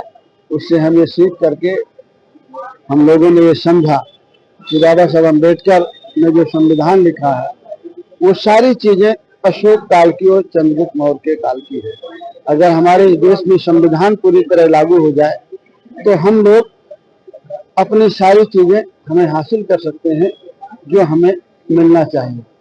तो हम यही कहेंगे कानपुर की जनता से, हमें अपना सरकार बनानी चाहिए, अपने वोट का सही इस्तेमाल करना चाहिए और जो आपके हित के लोग हों उन्हें जिता करके सरकार में भेजना चाहिए, तभी आपकी समस्याओं का समाधान। आप कानपुर आए हैं, आगामी चुनाव को लेकर क्या तैयारियां हैं? क्या आपकी पार्टी कानपुर? देखिए, हम लोग पूरे उत्तर प्रदेश में चुनाव लड़ेंगे और मिल करके जो हमारे साथी हैं फैसला करेंगे और सभी जगह चुनाव लड़ने का काम करेंगे। लगभग पंचायत चुनाव की कार्यकाल मई तक पूरा हो जाएगा, क्या लगता है भारतीय जनता पार्टी चुनाव क्यों नहीं करेगी? अब ये वो सरकार में है, वो नहीं चाहते हैं कि चुनाव हो, जबकि हमारे पंचायत प्रतिनिधि अभिन्न अंग है विकास के। अगर पंचायत में प्रतिनिधि नहीं रहेंगे तो विकास कैसे होगा? इसलिए हमारी समझ से तो होना चाहिए, लेकिन सरकार नहीं करा। सरकार को लगता है कि चुनाव कराएंगे तो उनका नुकसान होगा, इसलिए वो नहीं। दोस्त ने ही कर दी दोस्त की हत्या, 3 गिरफ्तार। प्रेम प्रसंग बना हत्या की वजह, मृतक का मोबाइल बरामद। आपको बता दें, खबर हरदोई से है। थाना मझला क्षेत्र में युवक की हत्या का पुलिस ने किया खुलासा और 3 आरोपियों को गिरफ्तार कर लिया। पुलिस ने उनके कब्जे से मृतक का मोबाइल फोन भी बरामद किया है। पुलिस के अनुसार ग्राम आजी निवासी संध्या सिंह ने 9 अप्रैल 2026 को थाना मझला में तहरीर देकर बताया कि 24 फरवरी को आशीष सिंह उर्फ हवलदार धीरज सिंह व भंवरपाल सिंह उर्फ मुले उनके पुत्र अभय प्रताप को अपने साथ फारुखाबाद ले गए थे, जहां उनकी हत्या कर दी गई है। इस मामले में पुलिस ने मुकदमा अपराध संख्या 54/26 धारा 103(1) BNS के तहत मुकदमा दर्ज कर जांच शुरू कर दी है। पूछताछ में सामने आया कि मृतक और आरोपी आपस में दोस्त थे। मृतक की फुफेरी बहन का आरोपी धीरज के साथ प्रेम संबंध था, जिसका अभय विरोध करता था और साथ ही इसी बात को लेकर नाराज होकर आरोपियों ने योजना बनाकर उसे फारुखाबाद ले जाकर रामगंगा नदी पुल के पास नीचे डुबोकर हत्या कर दी। पुलिस ने बताया है कि आरोपियों को चकिया पुल के पास से तड़के करीब 1:55 पर गिरफ्तार कर लिया गया। उनके पास से मृतक का मोबाइल फोन बरामद हुआ है।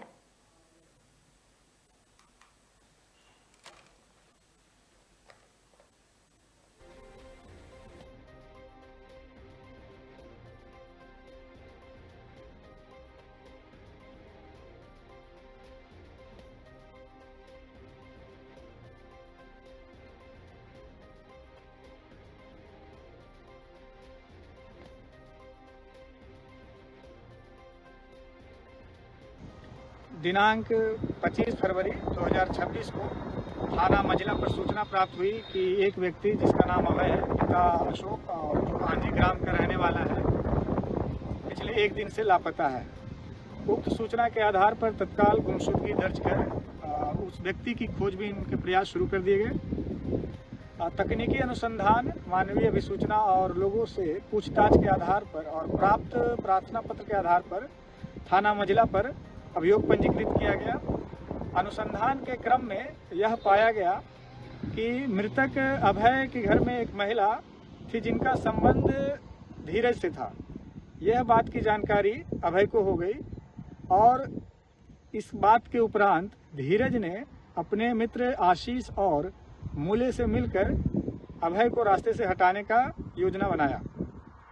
उक्त योजना के तहत तीनों आरोपियों ने अभय को घुमाने के बहाने फर्रुखाबाद राजेपुर इलाके में रामगंगा के किनारे ले गया, जहां चारों ने बैठकर शराब का सेवन किया। योजना के तहत मृतक अभय को ज़्यादा शराब का सेवन कराया गया। जब वो अत्यधिक नशे में हो गया तब उसे रामगंगा नदी में फेंक दिया गया, जहां उसकी मृत्यु हो गई। इस प्रकरण में 3 अभियुक्त, जिनमें मूले, धीरज और आशीष है, को गिरफ्तार कर माननीय न्यायालय के समक्ष पेश किया जा रहा है। इस मामले में अन्य आवश्यक वैधानिक कार्रवाई प्रचलित है।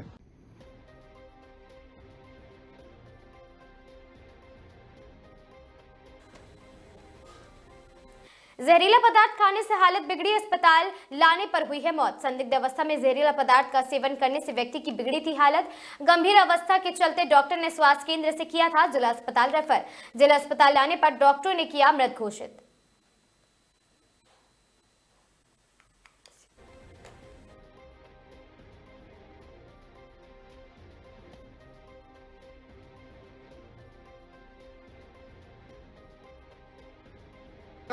आरती शर्मा।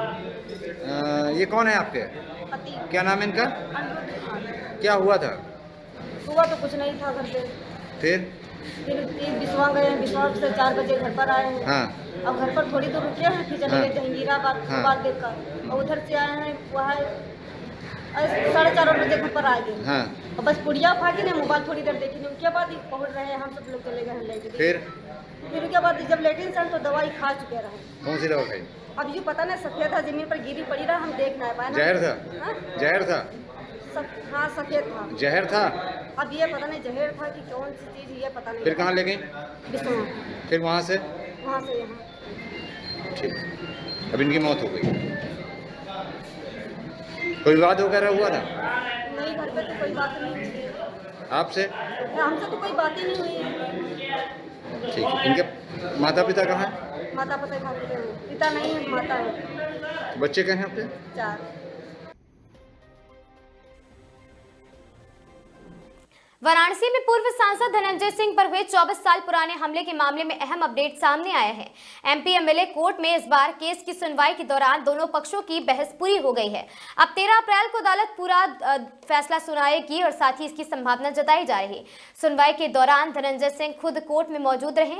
बचाव पक्ष ने अंतिम दलीलें पेश की, वहीं वादी और अभियोजन पक्ष की भी दलीलें सामने अदालत के आई हैं और अदालत ने अपना पक्ष रखा है। ये मामला अक्टूबर 2002 का है, जब धनंजय सिंह अपने साथियों के साथ सफारी वाहन से वाराणसी से जौनपुर लौट रहे थे। उसी दौरान कैंट थाना क्षेत्र के नदेसर स्थित टकसाल सिनेमा हॉल के पास बोलेरो वाहन सपा के बागी विधायक अभय सिंह अपने साथियों के साथ अंधाधुंध फायरिंग कर दी और इस अंधाधुंध फायरिंग में धनंजय सिंह और उनके गनर ड्राइवर समेत 4 लोगों पर बरसाई गई गोलियां और इस सनसनीखेज वारदात में उस समय अभय सिंह, एमएलसी विनीत सिंह समेत 7 लोग नामजद गए थे।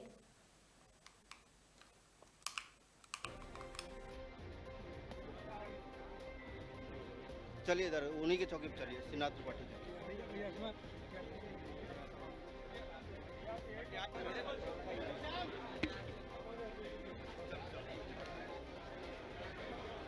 कोर्ट के बाहर चैम्बर बोले हैं।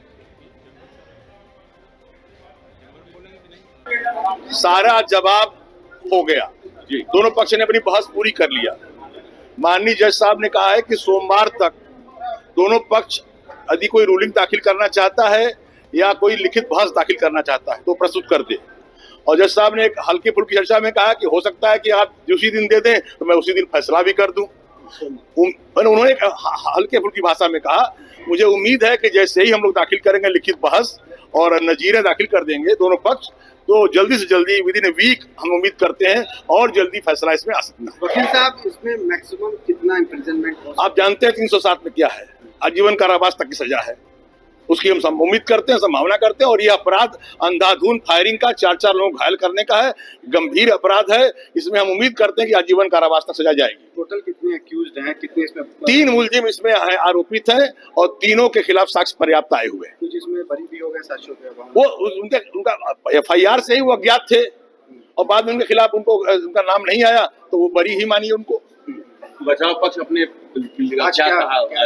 बचाव पक्ष ने उन्हीं बातों को फिर से रखा, इंजरीज पर रखा, घटना के क्रम पर रखा, लेकिन दस्तावेजों से इंजरी और घटना स्थल ये सब साबित है, इसलिए उम्मीद करते हैं कि आजीवन कारावास तक की सजा इसमें हो जाएगी। आज क्या लग रहा है, क्या उम्मीद है न्याय होगा? बात कर रहे हैं भाई, आज बहस 24 वर्षों के बाद आज जाके बचाव पक्ष और हमारे तरफ से बहस कंक्लूड हुई है। बाकी वकील साहब ने सारी चीजें आपको बता दी हैं। उम्मीद है कि अब न्याय जल्दी से जल्दी 1 सप्ताह 10 दिन के अंदर मुझे न्याय मिलेगा। जो भी कोर्ट फैसला देगा एक्सेप्ट। न्यायपालिका सर्वोपरि है, न्यायपालिका के आदेश का हमेशा आदर है, लेकिन न्याय उम्मीद करता हूँ। धन्यवाद। बस हो गया। खबर सीतापुर से है, जहां संदिग्ध अवस्था में नदी के पानी में डूब जाने से महिला की मौत हो जाने के बाद परिवार में मातम का माहौल है।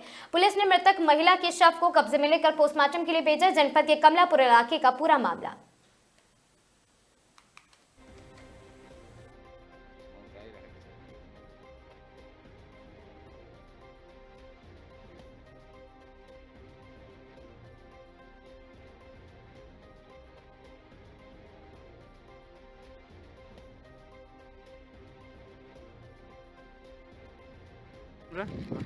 कौन खत्म हुआ, क्या हुआ रहा? डूब के मर गई नदी में। कौन रहे? मौसिया सास है। नाम का रहे?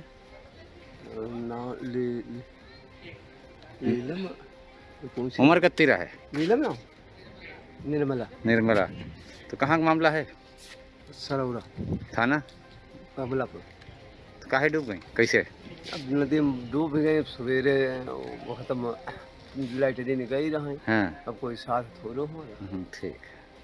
नदी में उतराती मिली, सुबह गई ना, क्या लेके अकेले गई ना, तो गला ही जाती तो पता चल जाता है।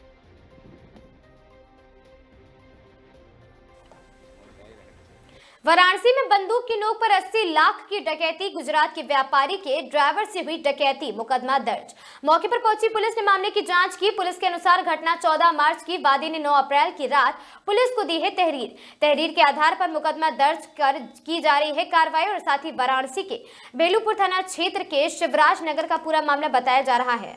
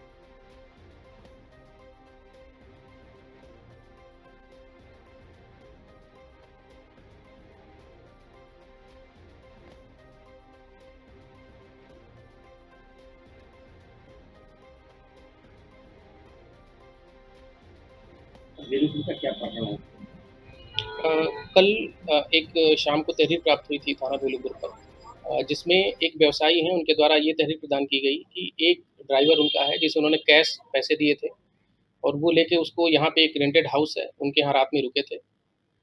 उसी समय जब वो रात में रुके थे तो देर रात कुछ लोगों के द्वारा ज़बरदस्ती वो पैसे उनसे अपने कब्जे में ले लिए गए। ये घटना दिनांक 14 मार्च की है। इस पे कल तहरीर प्राप्त हुई है और देर रात इस पे मुकदमा पंजीकृत कर लिया गया है। पुरानी घटना है, फुटेज भी कलेक्ट किए जा रहे हैं, इस पे टीमें लगाई गई हैं। मौके पे निरीक्षण किया गया घटनास्थल का, और वहाँ पे जो जिनके साथ घटना घटित हुई है, जो मुकदमावादी हैं, सभी लोग बाहर हैं, अभी किसी से संपर्क नहीं हो पा रहा है। जो मकान मालिक है उनसे संपर्क किया गया तो उन्होंने ये बताया कि जो सीसीटीवी कैमरा है वो कार्यरत नहीं था, तो कोई फुटेज वहाँ से भी नहीं मिल पाई है। बाकी इस पर टीमें गठित कर दी गई हैं, सुसंगत धाराओं में अभियोग पंजीकृत कर लिया गया है और अग्रिम विधिक कार्रवाई सुनिश्चित की जा रही है।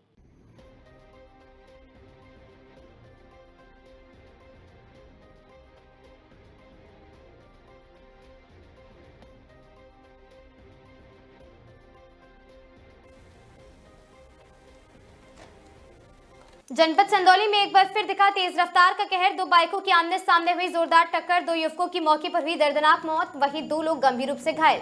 घायलों को इलाज के लिए सरकारी अस्पताल में कराया गया भर्ती, जहां घायलों को गंभीर हालत देख डॉक्टरों ने ट्रॉमा सेंटर रेफर किया है। वहीं सूचना पर पहुंची पुलिस ने दोनों शवों को कब्जे में लेकर अग्रिम कार्रवाई में जुटी है। मृतक अंश पटेल चकिया कोतवाली क्षेत्र के मैनपुर गाँव के बताए जा रहे निवासी।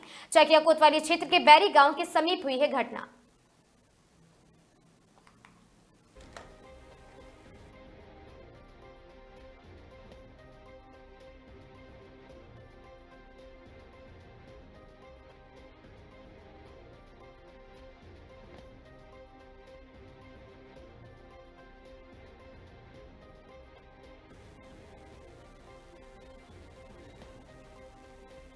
जनपद चंदौली के चकिया कोतवाली क्षेत्र अंतर्गत बैरी गांव के पास सड़क में दर्दनाक हादसा हो गया है। प्राप्त जानकारी के अनुसार 4 युवक को अलग अलग बाइकों पर सवार होकर कहीं जा रहे थे।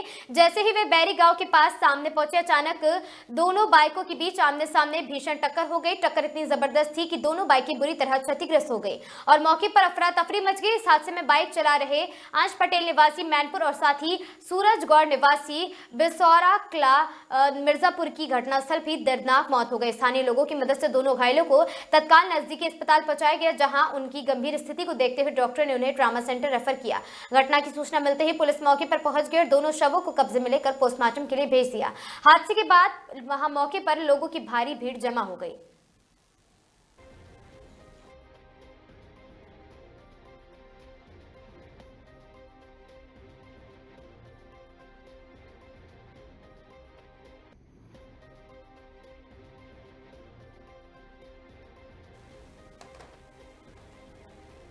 जनपद बदायूं के उसैद थाना क्षेत्र के वार्ड नंबर 6 कस्बा उसैद का रहने वाला 32 वर्षीय अर्पित भारद्वाज पुत्र प्रमोद भारद्वाज कुछ समय पहले एक चैनल में काम करता था, रिपोर्टर था। इसी बीच उसकी सरकारी नौकरी कादर चौक ब्लॉक में ब्लॉक कोऑर्डिनेटर के पद पर लग गई और वह अपनी नौकरी करने लगा।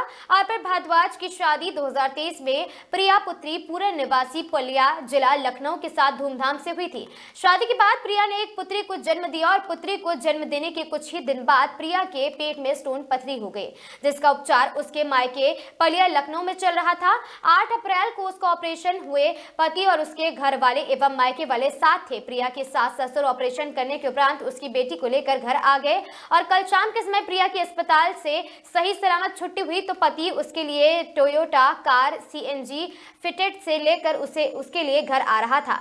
रात लगभग 1 बजे आसपास उसैद थाना क्षेत्र के उसैद उसावा रोड पर रोते और साथ ही रौते गांव के पास अर्पित की कार में अचानक भयंकर आग लग गई है। आग इतनी भयंकर थी कि खुद को बचाना मुश्किल था और किसी तरह अर्पित बुरी तरह झुलसकर गाड़ी से बाहर निकल गया और चीखने चिल्लाने लगा, मगर कोई मदद नहीं की क्योंकि रात का सन्नाटा था। किसी तरह गश्त पर निकली पुलिस को जानकारी हुई। घटनास्थल पर तुरंत पुलिस आगे पहुंचकर देखकर पुलिस भी घबरा गई और वहां से नजदीकी फायर स्टेशन को फोन कर फायर ब्रिगेड की गाड़ी बुलाई गई। लगभग 1-1.5 घंटे की मशक्कत के बाद फायर ब्रिगेड ने जलती कार की आग पर काबू पाया है। आग बुझाने के बाद प्रिया कंकाल के रूप में बदल गई। साथ ही पुलिस के हाथ प्रिया की थोड़ी सी हड्डी लगी है, जिसे पुलिस ने कब्जे में लेकर पोस्टमार्टम भेजा है और झुलसे हुए अर्पित को उपचार के लिए जिला अस्पताल भर्ती कराया गया। सूचना मिलते ही परिजन को किसी तरह घटनास्थल पर पहुंचे, तभी परिजनों का रो रो कर बुरा हाल है।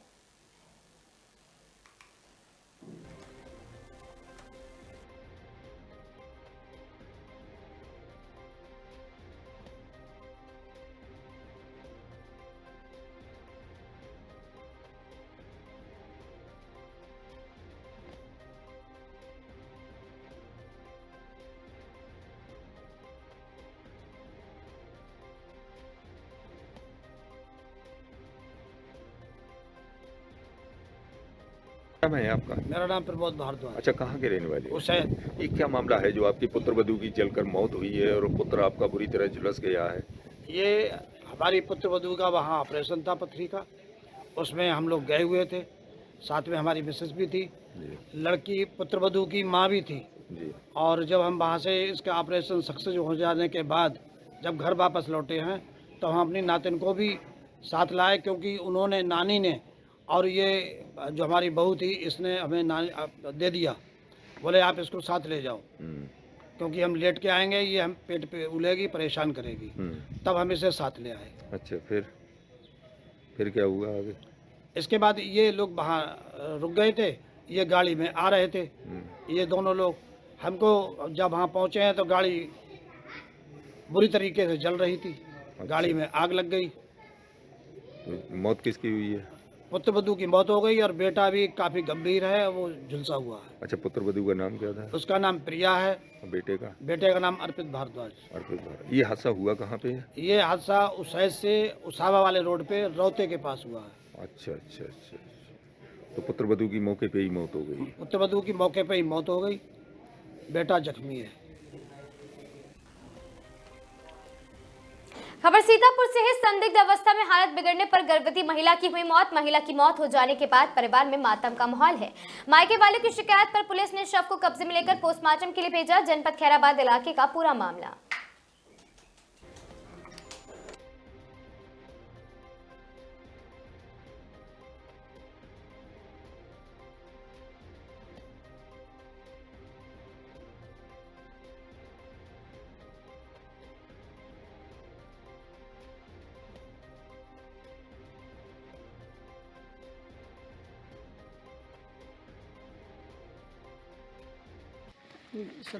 सतीश कौन खत्म हुआ, क्या हुआ था? ये बच्चे था उसके, तो अगट्ठे से हुआ, मतलब दर्द होने लगा। तो हम लोग हॉस्पिटल गए सरकारी वाले लेके, वहाँ से मतलब इलाज थोड़ी बहुत भई। फिर उसके बाद लेके गए हम मतलब प्राइवेट में दिखाए, फिर वहाँ से भी थोड़ी बहुत इलाज चली। फिर यही हुआ कि जा रहे थे लखनऊ, डिफर कर दिए थे, तो उसमें मतलब फिर रास्ते में ख़त्म हो गई। ठीक है, आपकी पत्नी खत्म हुई है, क्या नाम था? मोहिनी। मोहिनी। निवासी कहाँ के? मिश्रापुर। और बच्चे भी हैं? पहला बच्चा था? पहला बच्चा था। मिश्रापुर थाना खैराबाद। जी सर। ठीक है। कोई मायके वाले आरोप लगा रहे हैं क्या? नहीं, यही लोग जैसे है अपना करा रहे हैं, तो हम लोग क्यों फंसे? नहीं, ठीक है, ठीक अपना कराओ। ठीक है, ठीक। हम जब दोषी नहीं है तो क्यों दे दोष? ठीक।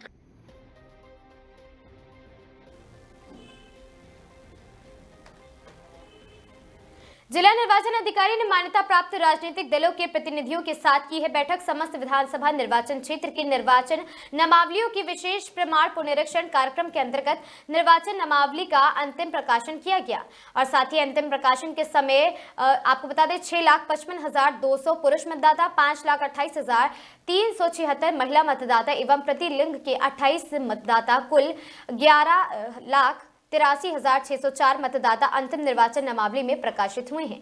इस बैठक में अपर जिलाधिकारी प्रशासन अमित कुमार, अपर जिला अधिकारी न्यायिक दिग्विजय सिंह सहित मान्यता प्राप्त राजनीतिक दलों में भारतीय जनता पार्टी से श्यामू शुक्ला, समाजवादी पार्टी से खुशबू खान और ब्रजमोहन यादव, बहुजन समाज पार्टी से राम प्रकाश निराला, आशुतोष गौतम और साथ ही अजय कुमार, प्रदीप कुमार, युवराज सिंह, कांग्रेस पार्टी से अमरीश सिंह गौर और गोविंद यादव, आम आदमी पार्टी से बेटा लाल दिवाकर आदि प्रतिनिधिगण उपस्थित रहे हैं।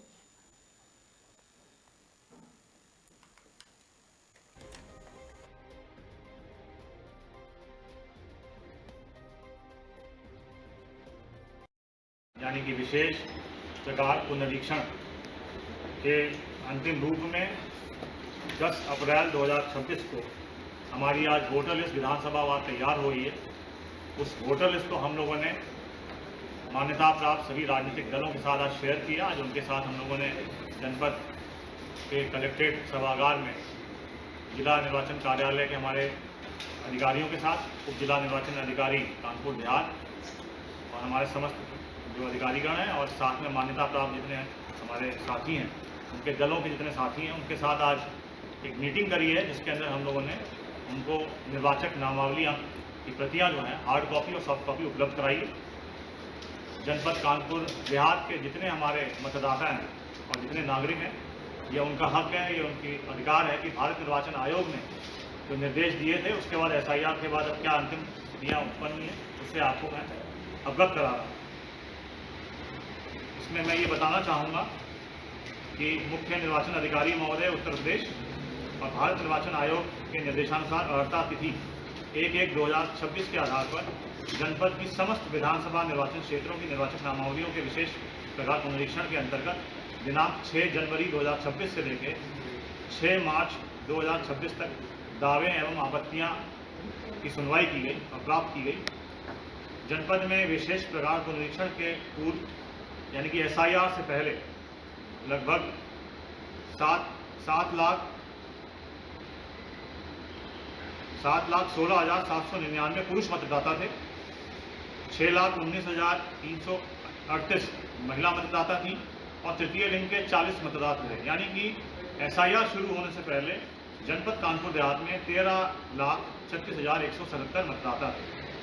विशेष प्रकार पुनरीक्षण यानी कि SIR के दौरान 2,39,057 मतदाताओं द्वारा डुप्लीकेट, मृतक या शिफ्टेड आदि होने के कारण गणना प्रपत्र जमा नहीं किए थे, जो SIR के समय उनको जमा करने हैं, जिन्हें पृथक करते हुए आलेख्य प्रकाशन जो है 6 जनवरी 2026 को हमारे 6,27,779 पुरुष मतदाता तथा 5,44,013 महिला मतदाता एवं 28 तृतीय लिंग के कुल मतदाता थे, जो कुल यानी कि 11,32,220 मतदाताओं की जो है आलेख्य सूची 6 जनवरी को प्रकाशित की गई।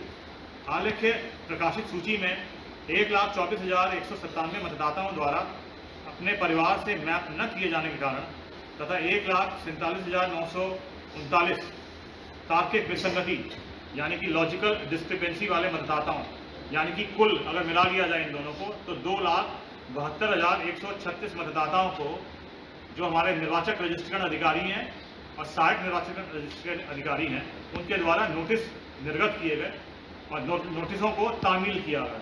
यानी तामील का मतलब है कि उनके परिवार के किसी सदस्य को या उनको वो नोटिस तामील कराए गए या उनके घरों पे चस्पा किए गए या उनको अवगत कराया गया इससे, और उनको मौका दिया गया कि आप इस नोटिस का जवाब दें। कुल 4 हमारे EROs थे, जो 4 विधानसभा हैं उनमें 4 हमारे निर्वाचक रजिस्ट्रेशन अधिकारी थे।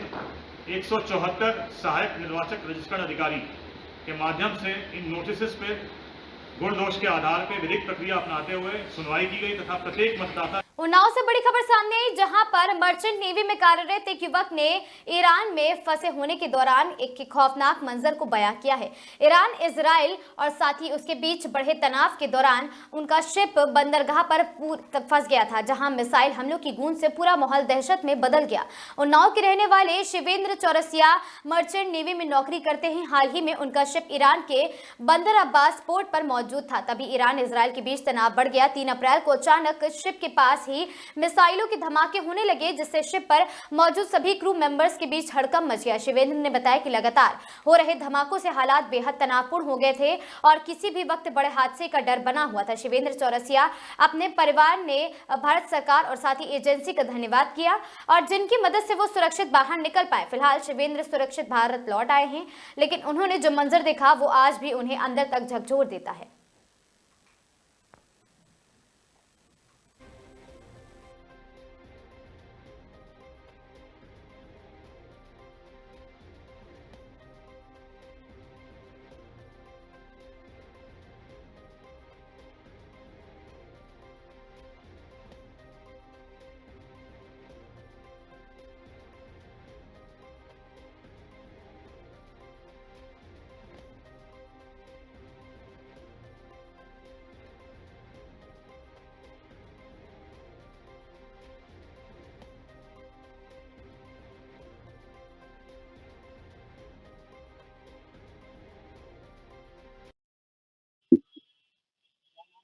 मेरा नाम शिवेंद्र कुमार चौरसिया है।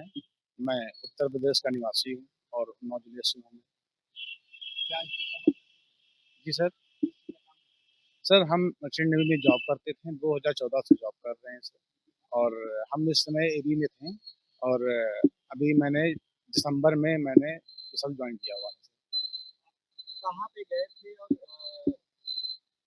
मैं तो सर मैं श्रीलंका में ज्वाइनिंग किया हुआ था, क्योंकि हम लोगों का सर कोई एक कंट्री फिक्स नहीं होता है, कंट्री हमारा वर्ल्ड वाइड होता है, ज्वाइनिंग एक जगह से होता है, और हमारा बेसल जो होता है इंपोर्ट एक्सपोर्ट काम होता है, तो उसमें कोई वो नहीं होता कि एक ही जगह हम लोग फिक्स रहे, ऐसा नहीं होता है सर।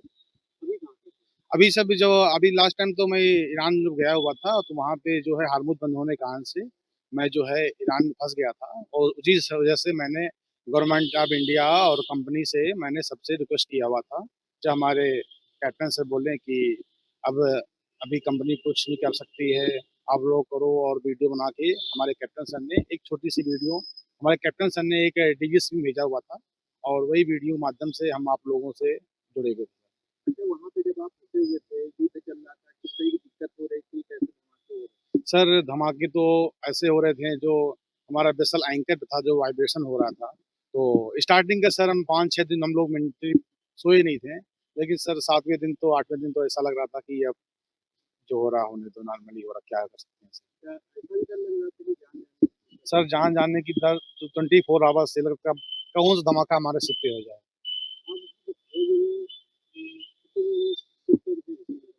सर समंदर में हम लोग तो वहाँ पे उस कंडीशन में तो हम कम से कम नहीं तो सर 20 रोज 25 रोज हो गया था, क्योंकि 3 तारीख से 28 फरवरी से वार शुरू हुआ था, लेकिन तब नॉर्मल था, लेकिन हमारे शिप के अटैक वो जो हुआ है हमारे बगल में, वो 3 मार्च को हुआ है सर, पहला अटैक हुआ है। सॉरी 3 मार्च को हुआ है, 3 मार्च को हुआ है सर, 3 मार्च को हमारा पहला अटैक हुआ है सर हमारे शिप के बगल में। सर खाने पीने में कंपनी हमारी, खाने पीने में कोई दिक्कत नहीं थी। खाने पीने के लिए सर हम खाना जो स्पेशल खाना खा रहे थे, और खाना बहुत अच्छा था सर, और खाने पीने में और इंटरनेट बात करने में मैं घर से बराबर बात कर रहा था। ये भी मुझे कोई तकलीफ नहीं थी कि मेरे शिप पे वाईफाई नहीं मिल रही, बराबर वाईफाई मिल रही थी मुझे वहाँ पे शिप पे रहने खाने में और बातचीत करने में कोई भी तकलीफ नहीं थी। ये हमारी कंपनी की सबसे बड़ी अच्छी बात है।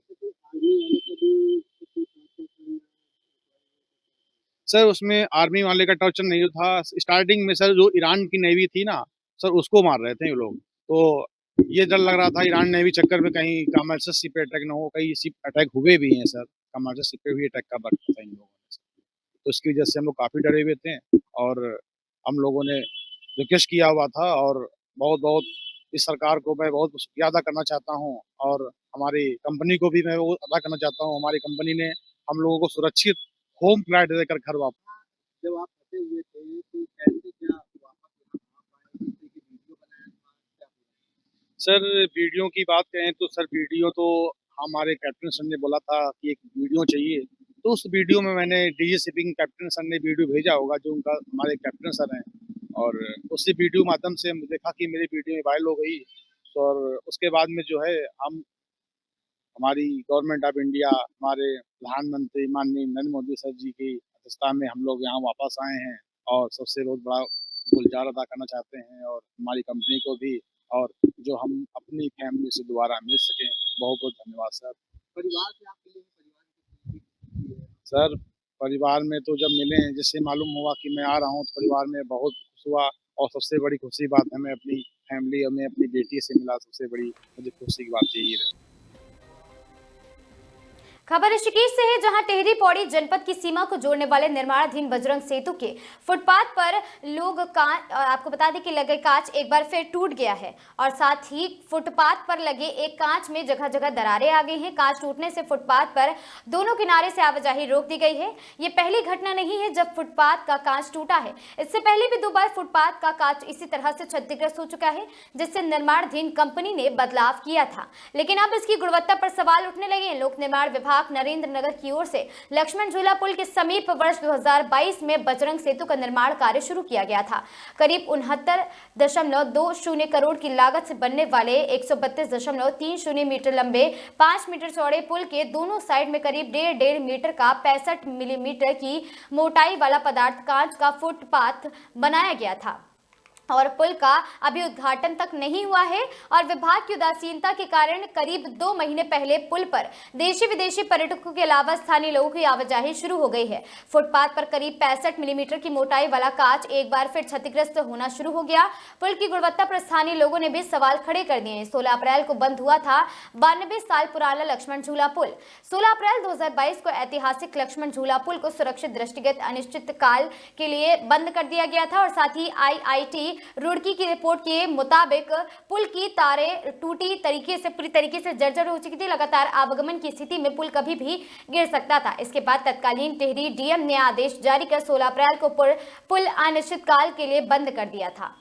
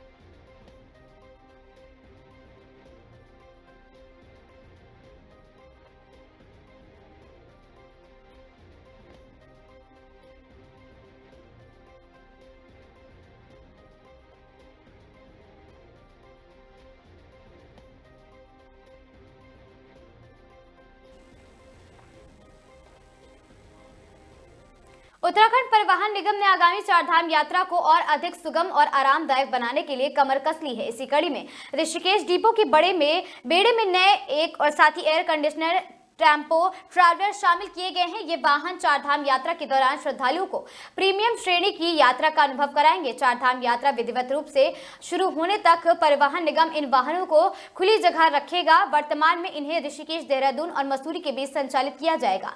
ऋषिकेश डिपो की ARM अंजलिका शर्मा ने पहले टेम्पो ट्रैवलर को हरी झंडी दिखाकर देहरादून के लिए रवाना किया है। फिर 11 अप्रैल की सुबह एक टेम्पो ट्रैवलर विशेष रूप से मसूरी रूट पर अपनी सेवाएं देना शुरू कर देगा। इन टेम्पो ट्रैवलर की सबसे बड़ी खासियत ये है कि इन्हें केवल तय रूटों के लिए नहीं बल्कि विशेष बुकिंग के लिए भी इस्तेमाल किया जा सकेगा।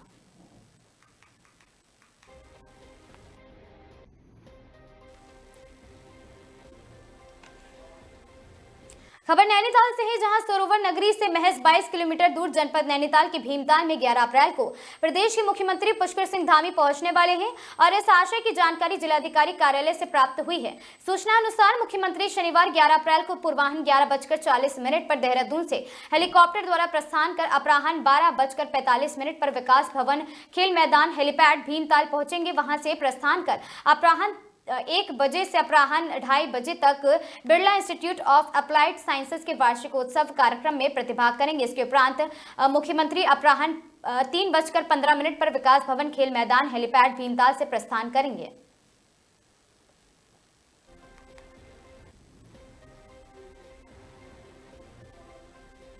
रामनगर के कोतवाली क्षेत्र में उस समय हड़कंप मच गया जब सड़क किनारे एक बुजुर्ग का शव संदिग्ध परिस्थितियों में मिला है। सूचना मिलने पर मौके पर पहुंची पुलिस ने शव को कब्जे में लेकर पोस्टमार्टम के लिए भेज दिया और मामले की जांच शुरू कर दी गई है। मृतक की पहचान 55 वर्षीय आमिर हुसैन के रूप में हुई है। परिजनों के अनुसार आमिर हुसैन गुरुवार शाम पूछड़ी क्षेत्र में एक निर्माणाधीन भवन में काम करने से लौट रहा था, लेकिन देर रात तक घर नहीं पहुंचा।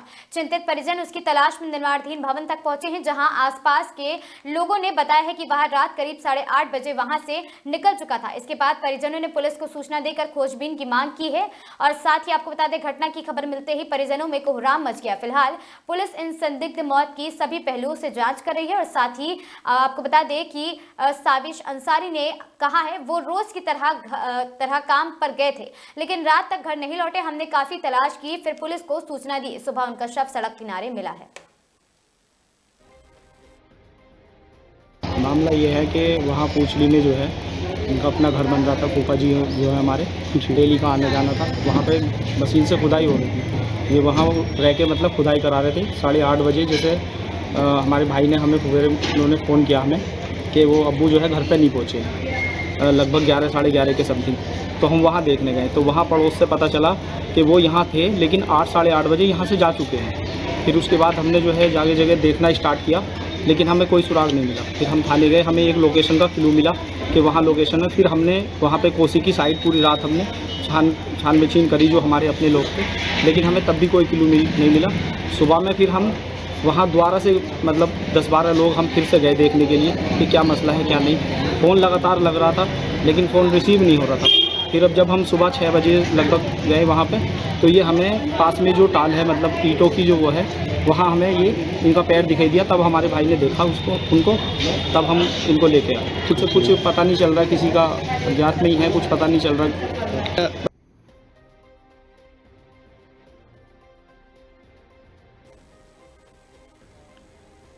विधानसभा चुनाव से पहले कांग्रेस के केंद्रीय नेताओं ने उत्तराखंड के दौरे करना शुरू कर दिया है। इस बीच कांग्रेस के प्रदेश प्रभारी कुमारी शैलजा भी 5 दिवसीय उत्तराखंड के दौरे पर हैं। शुक्रवार को हरिद्वार पहुंची कुमारी शैलजा का हरिद्वार में कार्यकर्ताओं ने जोरदार स्वागत किया। जयराम आश्रम में आयोजित कार्यकर्ता सम्मेलन में प्रदेश प्रभारी कुमारी शैलजा ने कार्यकर्ताओं में जोश भरा है और आगामी चुनावों को लेकर एकजुट जाने का आह्वान किया है। इस दौरान प्रदेश अध्यक्ष गणेश गोदियाल, नेता प्रतिपक्ष यशपाल आर्य समेत प्रदेश के तमाम कांग्रेस नेता और स्थानीय कार्यकर्ता शामिल हुए हैं। मीडिया से बात करते हुए कुमारी शैलजा ने दावा किया है कि जनता से बदलाव का मन बना लिया है और 2027 में कांग्रेस ही उत्तराखंड में सरकार बनाने जा रही है।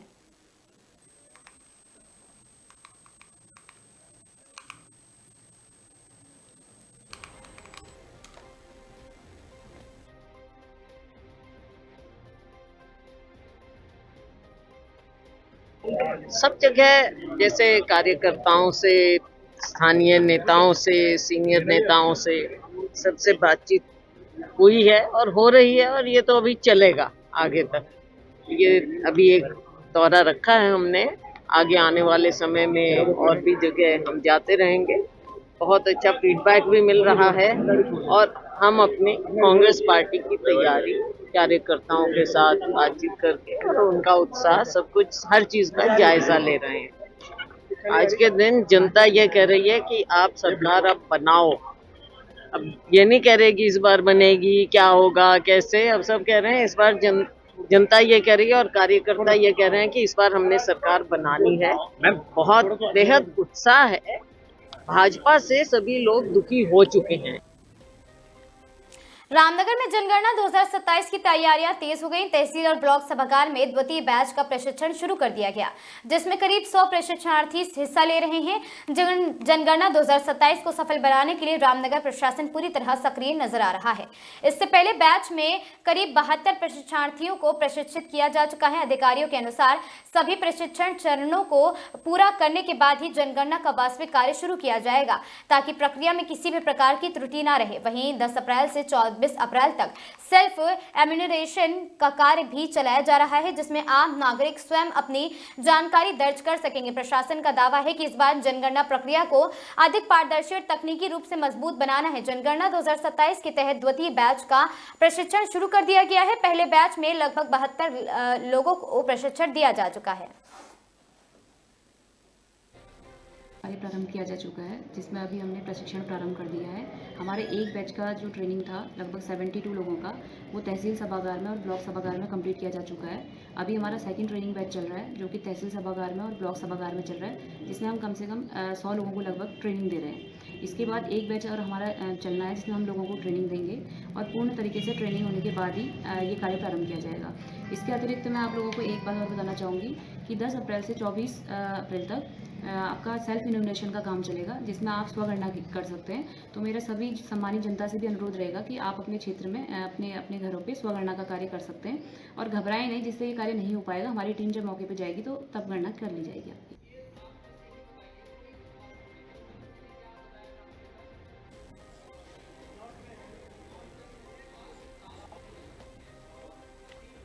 किसानों को डिजिटल रूप से सशक्त बनाने की दिशा में केंद्र और राज्य सरकार की पहल अब जमीन पर दिखने लगी है। एग्रीगेट योजना के तहत उत्तराखंड में अंश निर्धारण का कार्य तेजी से आगे बढ़ रहा है, जिससे किसानों को अपनी जमीन से जुड़ी जानकारी अब मोबाइल पर ही उपलब्ध हो सकेगी। भारत सरकार की महत्वाकांक्षी एग्रीगेट योजना अब किसानों के लिए गेम चेंजर साबित हो रही है। इस योजना के तहत पूरे देश में भूमि अभिलेखों को डिजिटल करने और किसानों की जानकारी को एकीकृत करने का काम किया जा रहा। उत्तराखंड में भी इस दिशा में तेजी से काम हो रहा है। अंश निर्धारण की प्रक्रिया के जरिए अब हर किसान अपनी जमीन का हिस्सा यानी अंश स्पष्ट रूप से जान सकेगा। खास बात यह है कि ये जानकारी अब खतौनी के माध्यम से सीधे मोबाइल ऐप पर देखी जा सकेगी। योजना के लागू होने से फार्मर रजिस्ट्री तैयार होगी, जिससे किसानों को सरकारी योजना का लाभ समय पर और पारदर्शी तरीके से मिल सकेगा। भारत सरकार की एक महत्वपूर्ण कल्याणकारी योजना एग्रीगेट पूरे देश में लागू की जा रही है। उत्तराखंड सरकार ने भी प्रदेश की सभी तहसीलों में अंश निर्धारण का कार्य तेजी से शुरू कर दिया गया है। अंश निर्धारण के बाद किसान अपनी खतौनी के माध्यम से अपना हिस्सा मोबाइल ऐप पर देख सकेंगे। इसके जरिए किसानों की सरकारी योजनाओं का लाभ समय समय पर उन्हें मिलता रहेगा। भारत सरकार की एक महत्वपूर्ण कल्याणकारी जो ये योजना है वो एग्रीस्टेक योजना पूरे भारत सरकार ने सभी राज्यों में इसको चलाया है और हमारे जो पड़ोसी राज्य हैं पहले से यहाँ पर अंश निर्धारण की प्रक्रिया गतिमान है और उत्तराखंड सरकार ने भी पूरे प्रदेश में अंश निर्धारण के कार्य को करवाने का जो संकल्प लिया है, उसी संकल्प के तहत हमारे राजस्व उप निरीक्षक न केवल जनपद नैनीताल बल्कि प्रदेश की सभी तहसीलों में यह कार्य बहुत तेजी से आगे बढ़ रहा है और अंश निर्धारण जो कि किसान के लिए एक मूलभूत अब आवश्यकता बनने जा रही है और अंश निर्धारण के बाद कोई भी काश्तकार खतौनी के माध्यम से अपना अंश अपने मोबाइल ऐप में देख सकता है। उसके बाद फार्मर रजिस्ट्री बन सकती है और उसके बाद जो ये हमारे लैंड रिकॉर्ड्स हैं और उसका जो डिजिटलाइजेशन है तो उसमें भी बहुत ज़्यादा जो है इसमें सहूलियत होगी और किसानों को समय समय पर जो राजकीय योजनाएं हैं उनका लाभ भी मिल सकेगा। जय हिंद।